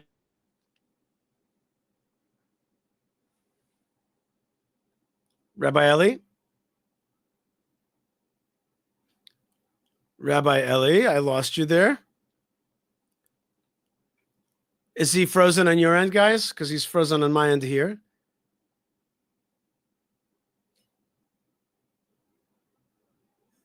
Rabbi Eli, can we he's frozen. I'm trying to get him back. Frozen, but Malkah's there. You could. All right. We'll wait. There's Rabbi Eli. Hold on. Oh, Here we he go. came back. Hold on. Rabbi Eli, we lost you there. You were just saying I don't know what happened. Everything the screen went blank. It's okay. You were saying, I'll tell you where you stopped. You were saying that we have debunked replacement theology. That's where you stopped. Right. And there are two kinds of Christians today. There are those who can recognize reality. They understand that that the theology they were raised with is debunked, right? And has to be completely rethought, because clearly the people of Israel are the people of Israel, the physical people of Israel. It's not them. We've returned to the land. The prophecies have come true. It's real, right? And they therefore have to completely rethink all of their theology, versus those who are in denial and refuse, and they'll fight it tooth and nail, like Fuentes, like Tucker Carlson, and all of the others, right? So Christians today, it doesn't really matter so much anymore if you're a Catholic, if you're an evangelical, if you're a Reformed Christian, whatever it may be. You have to, if you look at the situation before your eyes, are you honest or are you not? And those who are honest, and I really respect these Christians, because when you reject replacement theology, the ones who are honest and they throw it out, they don't have all the answers anymore for what their Christianity is going to look like. But because they're seekers and they're truth seekers, right? They're willing to do that and to grapple with all of the uncertainties and all of the questions that come from that, because they are unwilling to reject what they see in front of their eyes. And I really respect that. On the other hand, the Christians who are holding on tight to replacement theology, right? It's unbelievable blindness. Well, I don't know the word blindness. I don't know if I agree with that. He's not blind to it. He's afraid of it. He sees it. It's very real to him. In some ways, he's a believer, right? He sees clearly that the Jewish people are coming back. He sees that there's going to be a third temple. He talks about the Holy of Holies. Like it's very real for him, right? It's like very real for him, but he does not want us to replace his replacement. He doesn't want that. He doesn't want that. And he's scared of that. And then he's therefore, instead of turning to a loving philosophy of seeing what God is doing, he has created a whole mindset that this thing is devilish, which is a classic anti-Semitic trope. That whenever Israel is successful, instead of it being a blessing of God, as the plain text writes it, it is instead a devilish, bedeviled, demonic phenomena, right? Because there's no other way to look at it. Either it's prophetic, right? Because there's nothing rational about our return. So either it's prophetic, which is obviously what we believe, and we see it happening, which is beautiful, right? This is all God's will. But if you can't accept that because you refuse to give up your beliefs, right? Your cherished beliefs, he doesn't want to let go. The only other answer he has is devilish, right? Now, how else do you explain it? It makes no rational sense that we're here. By the way, speaking of devilish, one more video. There's one, if I had to tell you that there's like one person who just sees everything as devilish, who would that be? If that sees everything Israel is doing as devilish, who would that be? Oh, man. And it's not Tucker Carlson. It's not Tucker. It's got to be Candace. Oh, Candace Owens. Oh boy. Oh my gosh, she has totally lost the plot. Sadly, I cannot find that video right now. Hold on one second. Let me just look one more second. I had a video of Candace doing her take on Israel and how evil Israel is, and how she sees and she sees us really devilish. Like she not only theologically but historically, she keeps on using the word pedophile having to do with the Jews. What's that about? That's like another form of anti-Semitism. It's like a way to make everything that we do is like blood laced, and it connects to the whole Jeffrey Epstein craziness that's going on, right? A Jew who was some sort of pedophile and trying to paint all of us with that very same brush. And that's, I think, part of the obsession with Jeffrey Epstein, is that it's an opportunity for these anti-Semites to hit Israel and the Jewish people in some other way. That's part of the obsession. Right. But here it is. Check this out. Larger discussion that's happening right now is whether or not having survived a 1 second, let's do this right. Here we go. Commit a Holocaust. And for whatever reason, people so she's asking whether the larger discussion. She's asking whether whether having suffered a Holocaust, we can therefore be allowed to make a Holocaust. That's happening right now is whether or not having survived a Holocaust gives you the permission to commit a Holocaust. And for whatever reason, people have been, what I would say, milking the Holocaust narrative in the same way that Black Americans were milking the slavery narrative and essentially saying, like, we lived through this and we survived this. And so now nobody can say that anything we do is wrong. And that's the big issue today, is that we have so many people that will not recognize that it is totally feasible that a Jewish person, and I'm speaking here about Bibi Netanyahu, could do something as horrific as what was done to the Jews throughout World War II or throughout history. But is that an accurate comparison? I'll tell you why I say that. As we know, I mean, whatever Dan Bilzerian wants people to believe, 6 million Jews were killed in the Holocaust. Another 6 million people were murdered by Hitler and the Nazis. The numbers of people being killed in Gaza are, in my view, have gone way beyond what is acceptable as a response to October the 7th. However, you're still talking about, at the moment, a death toll of under 50,000. There's no comparison in the amount of dead people compared to the Holocaust. So do you understand why? But it is a Holocaust, what's happening. Well, is it though? Yes. So, I think language is really important. I think language is really important as well, and that's people why say Holocaust, genocide. I think what's happening is a Holocaust. The burning bodies of the children that I'm seeing every day, and we spoke about this a little bit on my show. But I have. Okay, I think it's clear enough what she's trying to say. You know, she's got the other blood libel. She says pedophile and other things. And then now we're also committing a Holocaust. This is in order to be able to hate Israel religiously and historically. You see in them these acts of evil. This accusing the people of Israel of all of the evils of our enemies, right, is something very, very deep. Right? Rabbi Ashkenazi talks about this all the time. He says that the very existence of Israel, the very existence of a Jewish nation that is living according to the Bible in some way, right? We're not fully there. We don't have every last Jew living according to the Bible, but a nation, right? The nation that accepted the Bible, that accepted the Torah at Mount Sinai, and is showing all of the nations that it is possible to live in such a moral way according to God's will, is frankly a perpetual slap in the face of all of the other nations. And so the only way that they can deal with this, right, is to try to tear us down and show that not only are we just as bad as them, we're even worse than they are. Right, that's their goal here. They're so disturbed by our very existence, and this goes all the way back, as your prior guest was talking about, all the way back to Balak, the king of Moab, and Bilam, what we just read about yesterday in the Torah portion. Right, they had no physical reason to fear from us. We were commanded not to attack Moab. Right, just as Iran today has no physical reason to fear from us. They don't share a border. We've never been aggressive towards Iran. It's simply our existence that drives them crazy, right? Our existence as a nation that can live according to the Bible, and it began with Mount Sinai. And that's why the sages talk about how, literally at that moment, hatred of the people of Israel came into the world, descended into the world, the moment that we accepted the Torah, the Bible, at Mount Sinai. Have you ever seen, Ali, this kind of hatred though? Like I've been around the block, and this is like different. This is like such a mass with also mass media, right? It's like this moment of TikTok and Instagram, and there's just this like machinery of hate against Jews. I read about it during the time. I've read about how the Nazis used propaganda against the Jews, but we really are victims right now of this mass propaganda. Thank God that we have a Jewish state to defend us and that we're safe here. And thank God that there is many allies as well. By the way, I have to fly out of Israel in a few weeks. We're flying through Greece. It happens to be that Greece is really a pro-Israel country that is allied with us, that is fine. And it's like, wow, that's funny. Like Greece, Greece and Israel. Yeah, today Greece is an ally, and there are many allies. And for example, there's thousands of people watching right now who are allied with the Jewish people.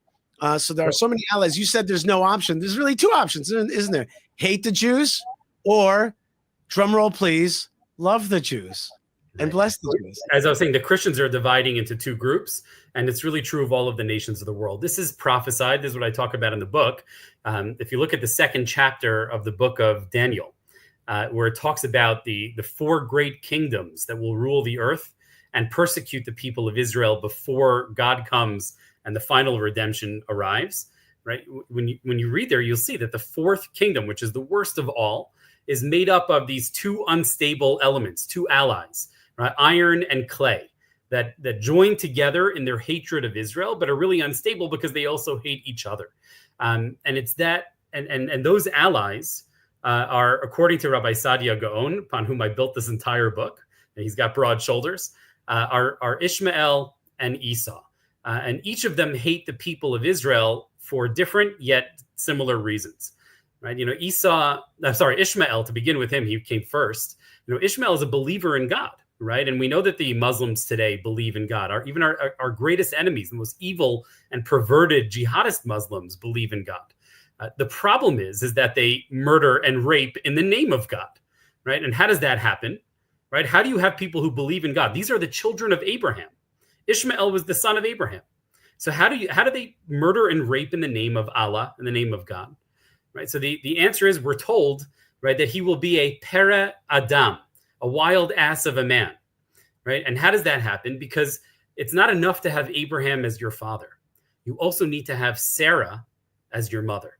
Mm-hmm. Abraham represents belief in God, but Sarah represents the Torah, the Bible, right? It's one thing to believe in God, but you can still be wild and do anything you want in the name of God.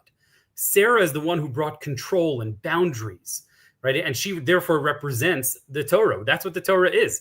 Right? If you believe in the Torah, if you accept it upon yourself, right, certainly you can sin. But it's very hard to say that rape, right, in the name of God is somehow okay, right? It's very hard to do that. You can rape, right, but you know that you're a sinner, right? But Ishmael does not accept the Bible.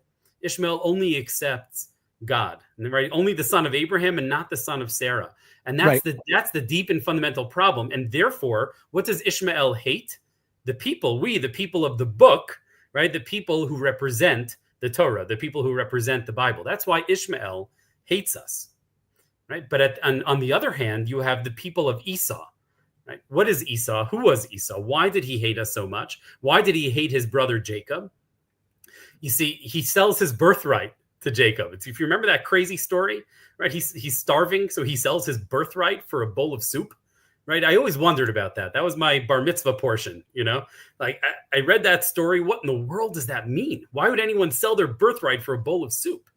But if you read closely there, the sages say, he says that this whole situation was when his grandfather died, Abraham. And everybody was in mourning. His father was in mourning. That's what the soup was for the Shiva house. And so Esau has this like spiritual crisis where he completely rejects God. He says, if Abraham can die, this whole thing is a load of garbage, right? I'm going to die, so therefore I might as well live it up. And so Esau is a different kind of an enemy of Israel. He's not like Ishmael, who believes in God. Esau rejects God altogether. And I think the Esau of our time are the woke progressives, right? So many of these nations around the earth that have rejected God entirely. And what do they also hate?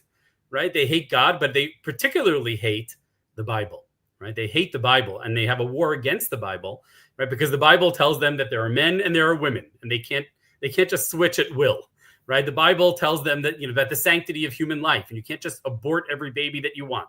The Bible tells them that there's good and there's evil and you can't do everything that you want. And so these people of Esau also hate the Bible. And so Esau and Ishmael come together in this unholy alliance. Iron and clay, they join together in this fourth kingdom that the prophet Daniel was talking about. And that is the great enemy, the great external drama of redemption that the people of Israel and those who stand with Israel, the people who believe in the Bible and respect the Bible, all together have to face these two enemies from either side, right? Ishmael and Esau. So there's something very, very deep that's happening here. It's not just it's not just societal factors that brought this about. We give all sorts of sociological explanations for this hatred, what we're living through today. I think it's actually comforting to know that this is part of prophecy. This is part of God's plan, and this has to happen at the end of time. It's not easy, but when we know that this is meant to be, right, it gives us the strength to deal with it. And how do you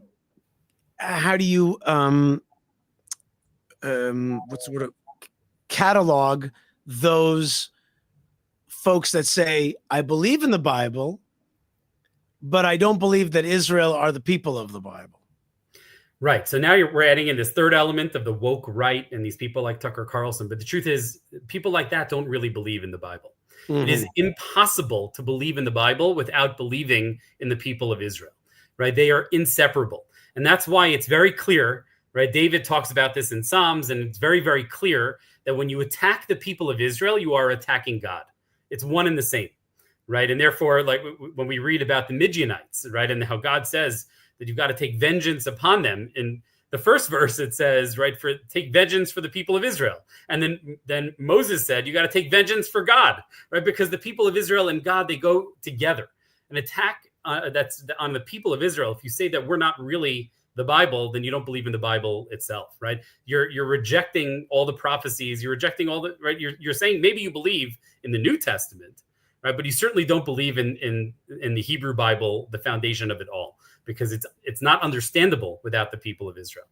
Look at this, Rabbi Eli. Look at this. This just came in.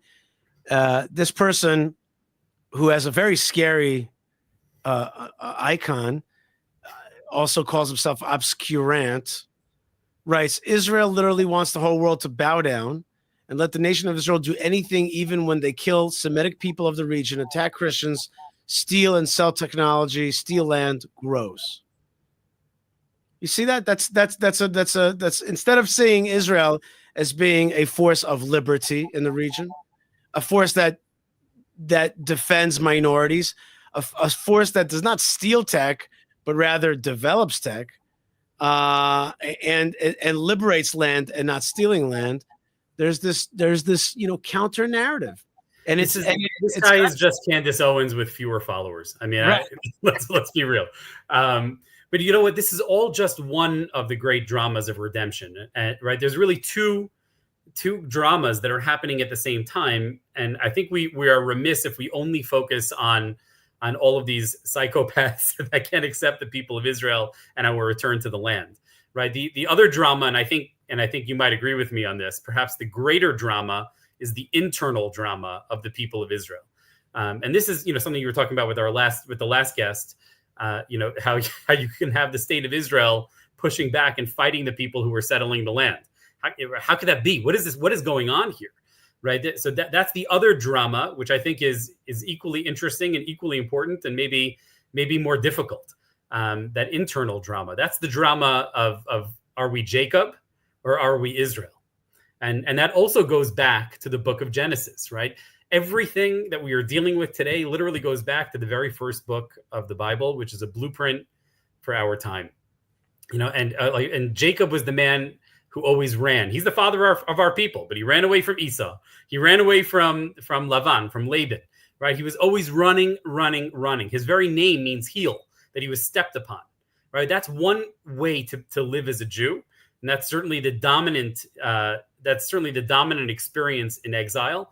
In America today, that's why you find so few American Jews who have the strength of will to stand up and to push back and to fight back against their enemies. And on the other hand, you have Israel, right? At the time when Jacob finally transforms himself and stands up, and he fights with the angel all night long, right? Yisrael, ki sarita im Elokim v'tuchal, because you struggled. That's the Jew who fights, who battles. That's the Jew of Judea and Samaria who doesn't give up no matter what happens, right? And what's amazing is that it's not a permanent transformation from Jacob to Israel, right? Abram, his name is changed to Abraham, right? Sarai becomes Sarah, right? And the name is changed permanently. But Jacob, he becomes Israel, but then he becomes Jacob, and then he becomes Israel. He swings back and forth. It's like Dr. Jekyll and Mr. Hyde. That's who we are, right? And that's the great internal struggle of the people of Israel. Are we going to be the exiled Jacob? Or are we going to be the people of Israel strong in our homeland, Am Kilavi Yakum, right? The nation that rises up like a lion, right? Are we heels or are we lions? And that's the great internal struggle of Israel that's summarized in about 3 minutes. And that struggle is very acute today. 17th of Tammuz, which is a day that commemorates when Moses had to break the tablets with the 10 commandments. So that was like a dark moment for us. And yet the prophet tells us that this day is going to be turned into a joyous day or even that process of breaking with God, of messing up, through redemption, through tshuva, through doing repentance, will come about a great day. By the way, I was thinking to myself, do the other religions, do they have a lot of like days where they commemorate their screwing up? I'm not sure they do. We've got these days where like we screwed up. Right. The whole idea of screwing up is tied up with the idea of return, of tshuva, right? And that's something that only we have, right? You don't have a concept like that really in Christianity, that you can return and completely, turn the darkness into light. That doesn't really exist, right? They believe that they're sinners from the start, and there's nothing you could do to change that. And therefore, the only way you can get to heaven is to believe in Jesus or whatever. We don't believe that, right? We believe, we can screw up, and and certainly we are an infuriating people to God, I'm sure, on the one hand, because we've been messing up for so long. But on the other hand, we're the people that never gives up and never stops. And so the idea that we can return, that we can make right, I think is bound up with the brokenness of today. And so that's why I just think it's incredible that we're unafraid to be so clear about our failures. It comes from, I think, from a very deep self-confidence, because we know that the day is coming when we'll achieve that fixing, and we will be Israel and not Jacob forever. Amen. And I think it also comes from emet, from truth, from being able to be truthful. And this world today needs so much of a shot of infusion of truth. We live in a time where, as the rabbis warned us, the Messianic period would be one in which truth would be very hard to find, very lacking. Today, with Candace Owens and with AI making up stuff, truth is hard to find. And having truthfulness, looking inward, finding fault, fixing it, and returning to the land and taking it up as our rightful inheritance is a blessing for the world, a blessing of truth. Rabbi Eli Mischel, you are the Director of Education at Israel 365, former head rabbi at Congregation Suburban Torah in Livingston, New Jersey, and now author of an excellent book that a lot of people are talking about called The War Against the Bible, Ishmael, Esau, and Israel at the End Times. Thank you so much for being with us. Toda Rabba. Thanks so much for having me. And if anybody would like the book, you can find it. It's actually on sale right now at Israel365store.com. You got it. Absolutely. Check it out. Great stuff. And other great books there as well. Soon, that previous guest that we had on Noam Arnon is going to have a book at Israel 365 store as well. We're almost done with that. Still working on that. Coming soon. God bless you, Rabbi Eli. Thanks so much for being with us. Thanks so much for having me. All right, folks, we're having so much fun today. We're talking about war in Gaza. We're talking about great heroes.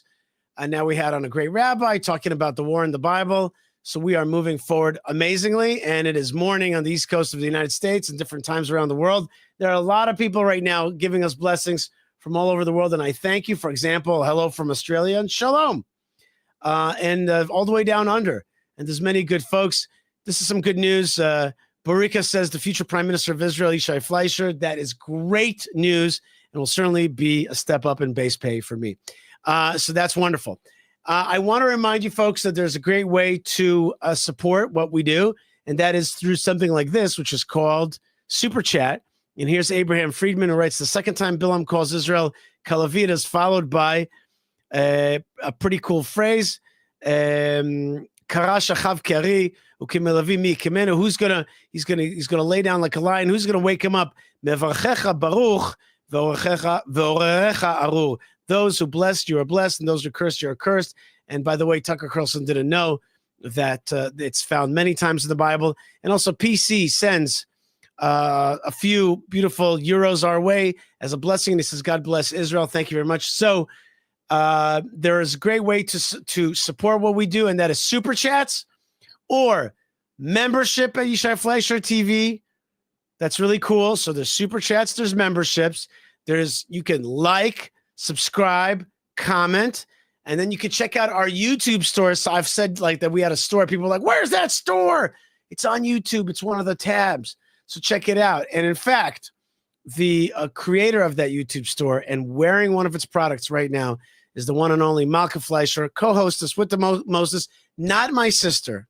She's not my sister. And she's not my aunt. She's my wife. Somebody said to me that somebody thought that she's my sister. She's my beloved wife, Malkah Fleisher. Welcome to the program. Shalom. Thank you very much, Yishai. What are you wearing there? I'm wearing the Judean t-shirt. Nice. Yeah, it's very comfortable. The truth is that it's Shiva Sarva Tammuz. It's the 17th day of Tammuz, which is a fast day for the Jewish people. So yes, we are fasting. Yishai is fasting. I'm fasting. No food, no water, no beverages, no sparkling Spaghetti, seltzers. no hero. You want a gyro? We Yeah. are going to be making a stopover in Athens, Yishai. Maybe we can get a kosher gyro. I just want a food that, I mean, I want like a baguette with meats. I just would like that right now at this time. Yes, I hear you, Yishai, and our sympathies are with you. We're Tuna with you. fish would be great. There's just so many good things that could be had right now. That would be wonderful. Yeah. But we are fasting today because of the sins of our forefathers, including the and not just our forefathers. Let's just be honest, our own sins as well. That's right.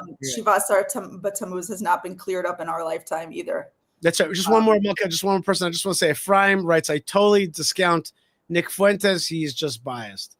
Okay, but he's a smart biased guy, and he's dangerous out there. Okay, Malkah. So people can check out the store. I don't have my fancy water bottle that you could get at the store. Right, there's no drinking water today, so what would you need a water bottle for? There's people can. Go ahead. Yeah, people can check out our store, and there's lots of cool pro-Israel and Zionist swag up there, and we're going to be bringing in some new designs also. It just feels like there is so much more. The reason I started the store is because there's so much more of the free Palestine and all of this stuff. There's just like endless amounts of that stuff. But when you want to identify with Israel and the messages of the Jewish people, there's very, very little out there. And so we're trying to build that up so that people can identify with that and share it out with the world. And feel like they're represented too. That's right. Malkah, check out Yishai Sponder. He's a comedian. Okay. And he wears a piece of Jewish swag. Check this out. All right. Weapon. No, it just because I think. He's asking why does Iran? They asked Iran, why do you need a nuclear weapon? We think nuclear, it's like the future, and we just want to have it. We're not gonna do anything bad about it. Okay, what do you think about America and Israel? Death to America and Israel! So what, and the nuclear? No, just we want the nuclear. We had a war, regular war. Chill. And then all of a sudden, more war that happened during the war, we advanced to the war with Iran. They waked everyone up to tell them, hey, we attacked Iran. Wake up. Why? Wake them up. We are the one that attacked them. Why are you waking us up? When they attack us, wake us up. Yes, that's how you do. Well, hey, wake up. Why? We attacked them. So I was like, what? What is going on here? Who attacked who? And then 4 days after, Israel started to do rescue flights. I happened to be in Manhattan. I looked for a rescue flight to get back to Israel. We are the only, I love us. I tell you something. We are the only people in the world that will rescue themselves to a war zone. It was even, so you try to book the flight and no flights because all the country want to rescue themselves into the war. Not a war in the war. We want to rescue ourselves. 2 wars, one inside of each other. Babushka war, we wanted to rescue ourselves into that war. No flights, but I found one flight, $2,500, not business. Why it's so expensive? Hey, you want to go to the wall? This is, it's cost more. That is so true, every word. That's right. Yeah. But he's wearing big. Hey, you can't go wrong with a big whopping Magen David. Absolutely. That's right. Well, if you listen to Candace, she's like, it's a satanic pedophile thing. I just want to say something. I don't love this topic about the abuse of children, but I will say that when one is a Roman Catholic, one would think that one would be more sensitive about accusing huge groups of people of this horrible, odious crime. Jewish people are sometimes amongst those who are criminals, right? And Roman Catholics are sometimes amongst those who are criminals. There is a big, long history of abuse of children. We all know about it in the corner of the world from where Candace comes. And I would never dream in a million years to associate all Roman Catholics with those horrific acts that were committed by higher members of that church, right? There are big things. You would think that she would be more humble about topics like that. But she's, arguing with her, it's not real. And I want to say, Yishai, I saw this video of Candace that was like, there's about to be like a shutdown of free speech. People can't criticize Israel and the Jews.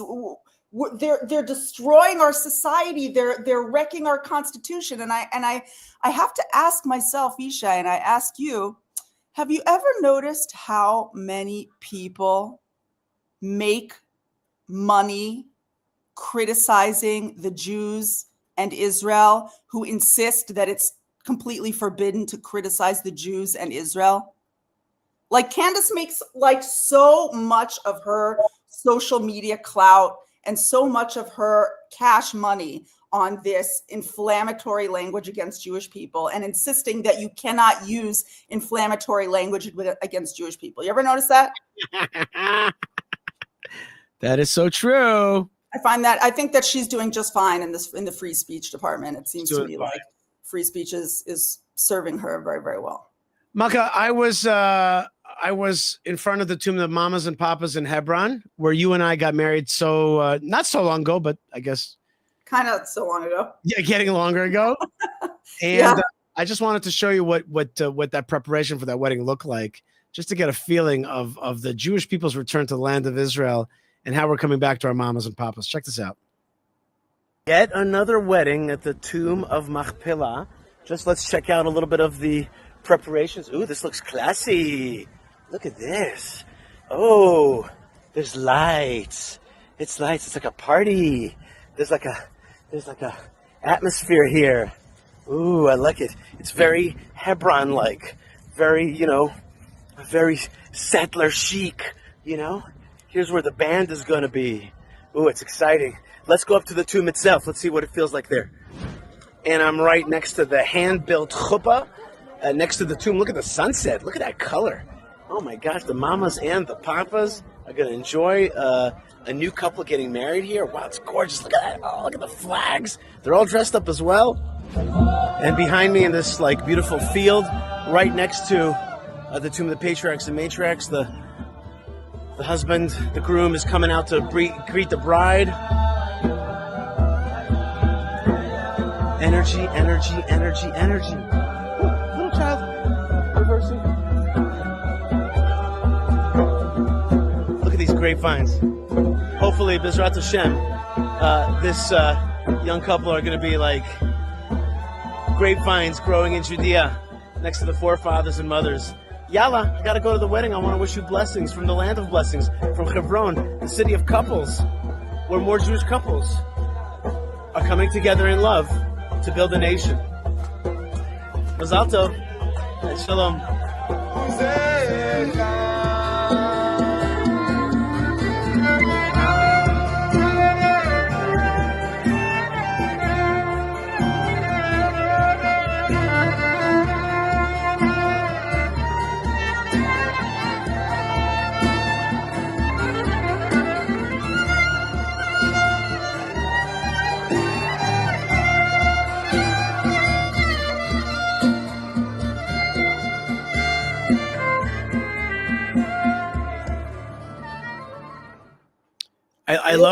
I love that electric violin. Do you like that electric violin? Yeah, beautiful. Fan of that. Beautiful. Yishai, the day that you recorded that wedding, you attended two events in Hebron that day. One was this gorgeous wedding. Settler Chic, by the way, is totally going to be on our YouTube store in a matter of days. I feel like that needs to happen. Yeah. You attended that beautiful wedding and made that couple build a Beit Ne'eman b'Yisrael. But you also attended a funeral. And, I don't like to pull the energy down, but today is the 17th of Tammuz, the day that we remember the breach on the walls of Jerusalem, the bringing of an idol into the temple. It's the same day that the Moshe destroyed the tablets, the first tablets, when he saw the Jewish people sitting with the golden calf. And, on this day where you got to celebrate a gorgeous Jewish wedding in Hebron was also the day that a 22-year-old man was murdered. We'll never celebrate his wedding. And he himself is from Kiryat Arba, right next to Hebron. He was 20. There was two funerals. There was two funerals. One was in Jerusalem, who you were talking about, and the one in Hebron was Shalev Zvuluni. Right. So I understood that he was also 22. No, 20, it doesn't matter. Yeah, and he was murdered by two guys who were so-called Palestinian, so-called authority, so-called police officers. Okay, and they came and they stabbed this man, and he was actually a guard there, and he was also a guard here in Gush Etzion in Judea, and he was killed. And they laid him to rest in Hebron. So that you're right. It was the same night. I went to a wedding, and then I went to a funeral. Right there in our in one of our holiest cities, and one of our holiest sites. And it's interesting. I think to myself also. I wonder how that was for Abraham and Sarah, Yitzchak and Rivka, Yaakov and Leah. To be at a funeral and a wedding of their children on the same day. Yeah. Yishai, I just want to give people a picture of what life is in Israel. That attack in which two Fatah, two Abu Mazen, two Mahmoud Abbas employees killed one of my brothers happened at my grocery store. It's footage came out, it leaked out of what happened, and I watched it, and I'm like, that's where I get my carts, right? This beautiful soul passed away who had dedicated his whole adulthood up until that point to protecting Jewish towns and protecting that grocery store from violence, was taken down and left this world where I pull the cart out to buy food for my family. Yeah. That is the central grocery store in all of Gush Etzion, which is like northern Judea. And I haven't been back there yet. It's actually not the first murder that has taken place at that grocery store. And the only killing that I can think of prior to that was of Ari Fold, our friend, an Israel activist. You were in America. I still remember sharing the news with you, Yishai, when he was killed at that grocery store, at the Rami Levy grocery store in Gush Etzion. And you telling me that you could barely function the rest of your trip in America, that you spent your whole time crying. And I haven't been back to the grocery store since this murder has taken place. And I don't know what that's going to be like. I know that it's operating. Yeah. Right. The grocery store is operating. That whole area is filled with stores. There's a falafel and shawarma restaurant, two pizza restaurants, a bookstore, an sushi organic restaurant, and natural food store, a restaurant, clothing stores, a little mall. It's like a center of life for the Jews of Judea, and it became a place that has been sullied by death. And yet we go on, right? And it's like amazing that we go on. It's kind of sad that we go on. I'll tell you what, when you're there at the store next time, buy something nice for Shabbat in honor of Shalev Zvuluni. Right. There is not so far from there is a rest stop for soldiers. Right. And I think that the next time I go to the grocery store, I'm going to drop off some cookies and cakes for soldiers in his memory. Let's see one more video, Malkah, together, okay? Okay.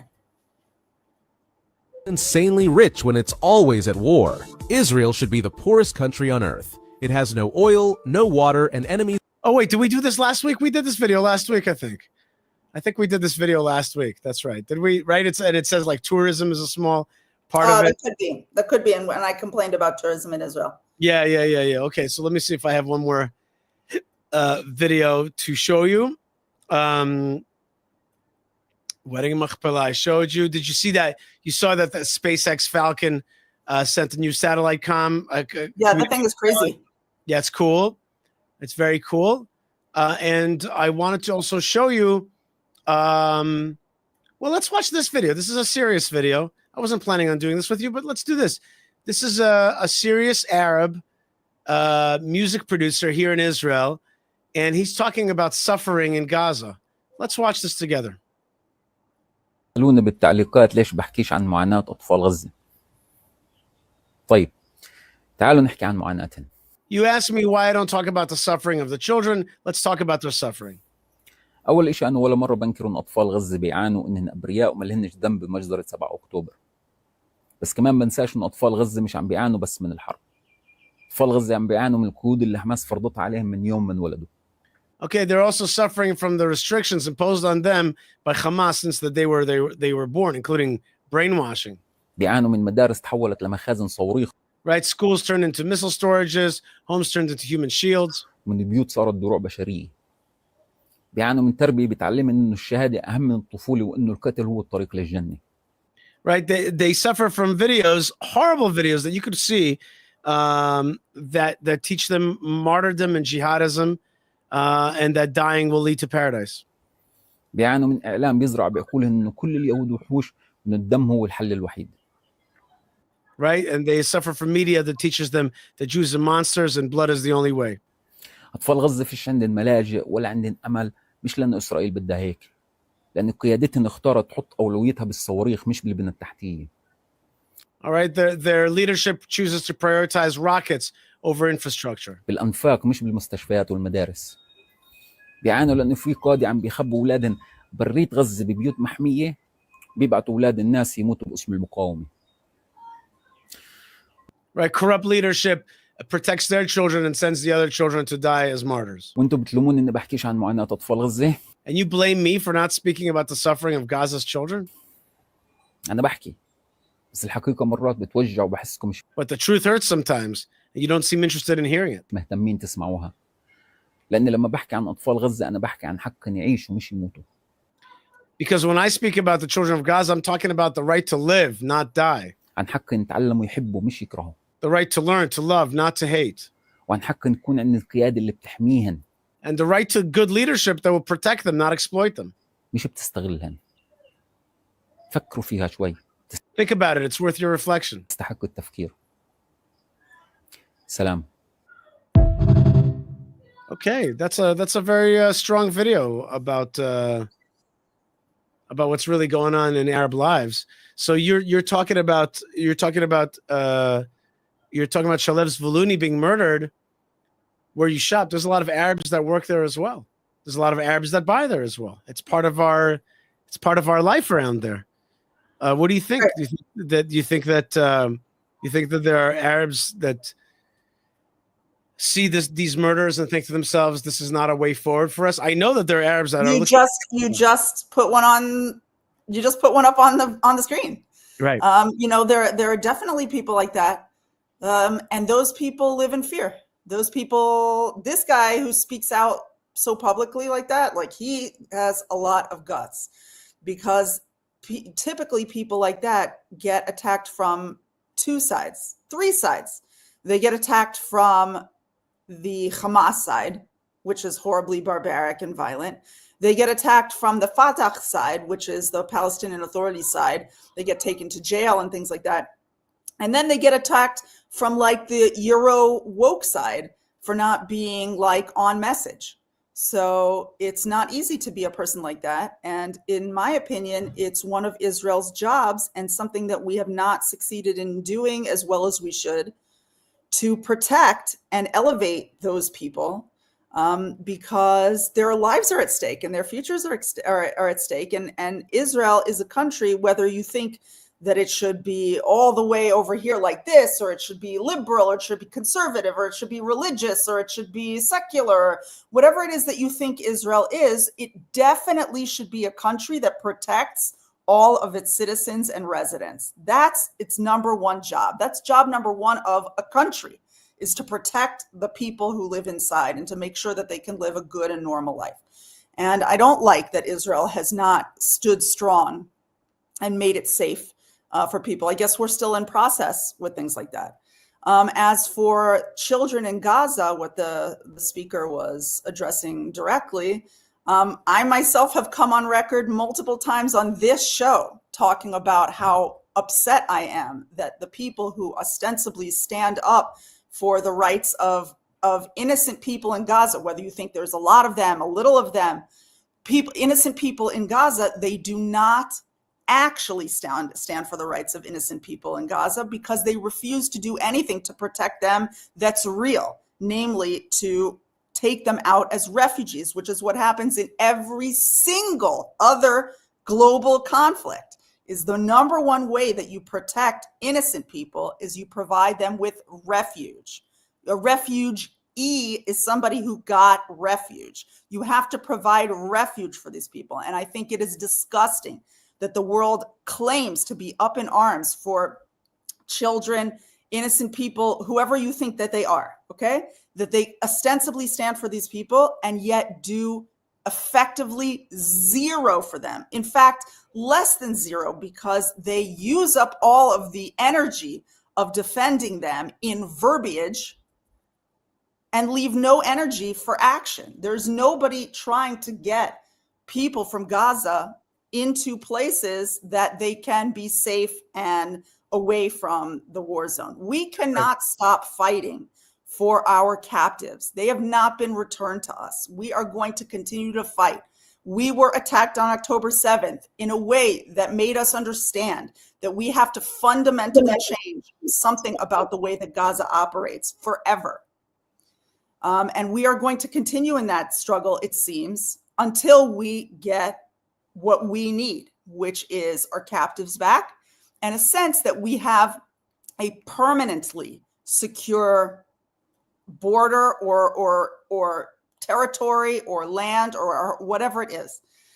And so, yeah, I think that this speaker has really called it out. There are people who talk about the suffering of children in Gaza, and they're not talking about the right stuff.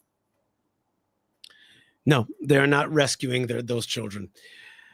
Lots of folks are appreciating your words, Malkah. I want to thank you very much for joining me here today at Yishai Fleisher TV. I want to wish you a continued Tzom Kal, an easy fast, and also wish you successful preparations for post-fast so that we could all enjoy some.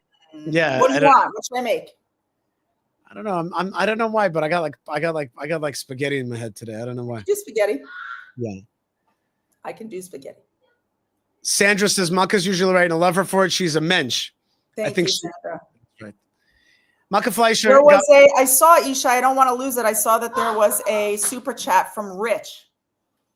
Super chat from Rich. Super chat from Rich. I don't see it, but he's going to be rich by blessing. Well, I want to thank Rich because I saw your super chat, and I don't know if we lost it, but Rich, thank you so much. God bless you, Rich. God bless you, folks. I remember what he said. He said, there he is. Yeah. Not Jewish, but you channel my inner Zionist. Nice. Inner Zionist. I love that word. I think I've told you, I've said it now. This is my third week in a row. We got to go big with that word. The enemies of Israel hate that word. They're like, oh, Zionist. We're like, I'm a Zionist all the way through. Inner Zionist is coming out because inner Zionist is another way of saying revelation. It means that God is real, that his promises are real, that he means it. It's true. It's all true. It's all true. And what he said to the forefathers is true. What he said to the forefathers and mothers, that he promised them to bring the Jewish people back home, is true, and it's happening in our time. So the word Zionist is a synonym for revelation, for God keeping his promise. It's actually a synonym for God, because God says, "I'm real." I don't know if it's a synonym, but it's definitely an allusion to God. Right? He says, "I will do this," right. And therefore, his word. His word is his name. His name is his promise. His promise is the return. The return is Zionism. It's God's good name.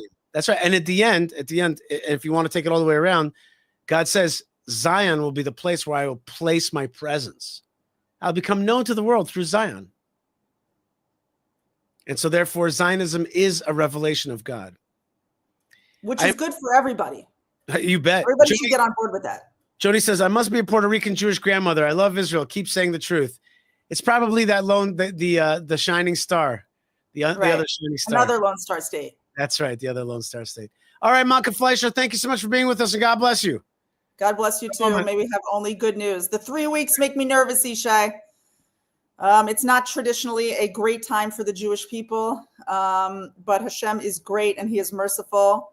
And the Jewish nation is struggling to get on board with what he wants, to understand what he wants, to become the kind of people who think about these things and who meet the goals and the dreams and the hopes that were placed upon us so long ago. And Bezrat Hashem, one day the 3 weeks will be a happy time, a good time. In the meantime, we're hanging in there. Don't forget that it is prophesied that these fasts will turn into happy days. That is an overt prophecy. I love your Judean shirt, Malkah. People can get that Judean shirt at our web store at YouTube. It's one of the tabs at YouTube. You can enjoy it. It's awesome. And it is a blessing. Thank you so much, Malkah, for being with us. And Shavua Tov. Happy, easy fast. Thanks. You too. All right, folks. Yishai Fleisher here. We're finishing up our show. 2 hours and 10 minutes live stream from the land of Israel and blessings from the land of blessings. I want to thank Yocheved, for being with us on the back end and being the operator for this program, for being our producer. And I want to thank all of you out there. I want to remind you that there's great ways to support. We need it, because if your support doesn't come our way, then the support comes to the bad guys and they continue to be strong. We got to weaken them and deflate them. The way you do that is by super chatting and becoming a member. It's also by liking, subscribing, commenting. Check out the links on our live stream to buymeacoffee.com. You know what? Let me bring those links up for a second for you. Buymeacoffee.com/Yishai. Makes a big difference, your support. It really does. So check out buymeacoffee.com/Yishai. Check out fightforisrael.org, fightforisrael.org for our big projects, including tractors for farmers and teaching the Abrahamic faith and spreading the light of Israel throughout the world and broadcasting. Our flagship is Yishai Fleisher TV at YouTube. You could also email me, yishai@yishaifleisher.com. You could ask questions, suggest, talk about issues, but you could also invite me to your community, and maybe that could actually happen. We could connect. And so there's many, many great things. Zionism, not cynicism, is what we believe in. Deport the jihad is what we believe in. Let my people grow is what we believe in. And of course, we believe in go big and go home. Go big and go home. Malkah, are you hearing that? I want that slogan as a t-shirt. Go big and go home. Yeah. I'm on it. That's right. Wait, what was the other one we talked about? What was the other? Inner Zionist. Zionist chic. Zionist chic. Settler chic. We got a few. Yeah. Okay. I'm going to get on it. Get on it and make it awesome. God bless you, folks. Thanks so much, Malkah, for being with us. And thank you wherever you are. Thanks again to Yo. I'm getting blessings from Scotland. I'm sending your blessings right back to you. Okay, that's right. Blessings right back to you, Scotland, which is awesome. We're also Highlanders around here. Blessings from the Netherlands, place that I've been and visited and really enjoyed. Big fan of the Netherlands and Holland, and I hope that it does well. Shalom from Norway. Haven't been there. Okay, let's do some good stuff from out of Norway. Shalom from the Philippines. Awesome. Blessings to you. Hello from Tiberias, Israel. Shalom. Kendra. Greetings from Ireland. Not all of us support the Palestinians. I know it, Matthew. I got a lot of Irish friends and Northern Ireland friends. Got a lot of them out there. And so indeed there are blessings. And I'm sending all of you guys blessings from the land of blessings. And I urge you to stay connected. Stay part of the story. Stay Zionist. Stay close to God. May he come into your house. May he come into your family. May he come into your health and into your bank account and into your food. And so he'll bless you in all those ways so that you could learn his Torah, see him everywhere you walk, proclaim his name, and bless him and bless his abode in Jerusalem and in Zion and in the return of the Jewish people to the land of Israel. God bless you folks wherever you are. Lots of love, lots of blessings from the land of blessings, and shalom.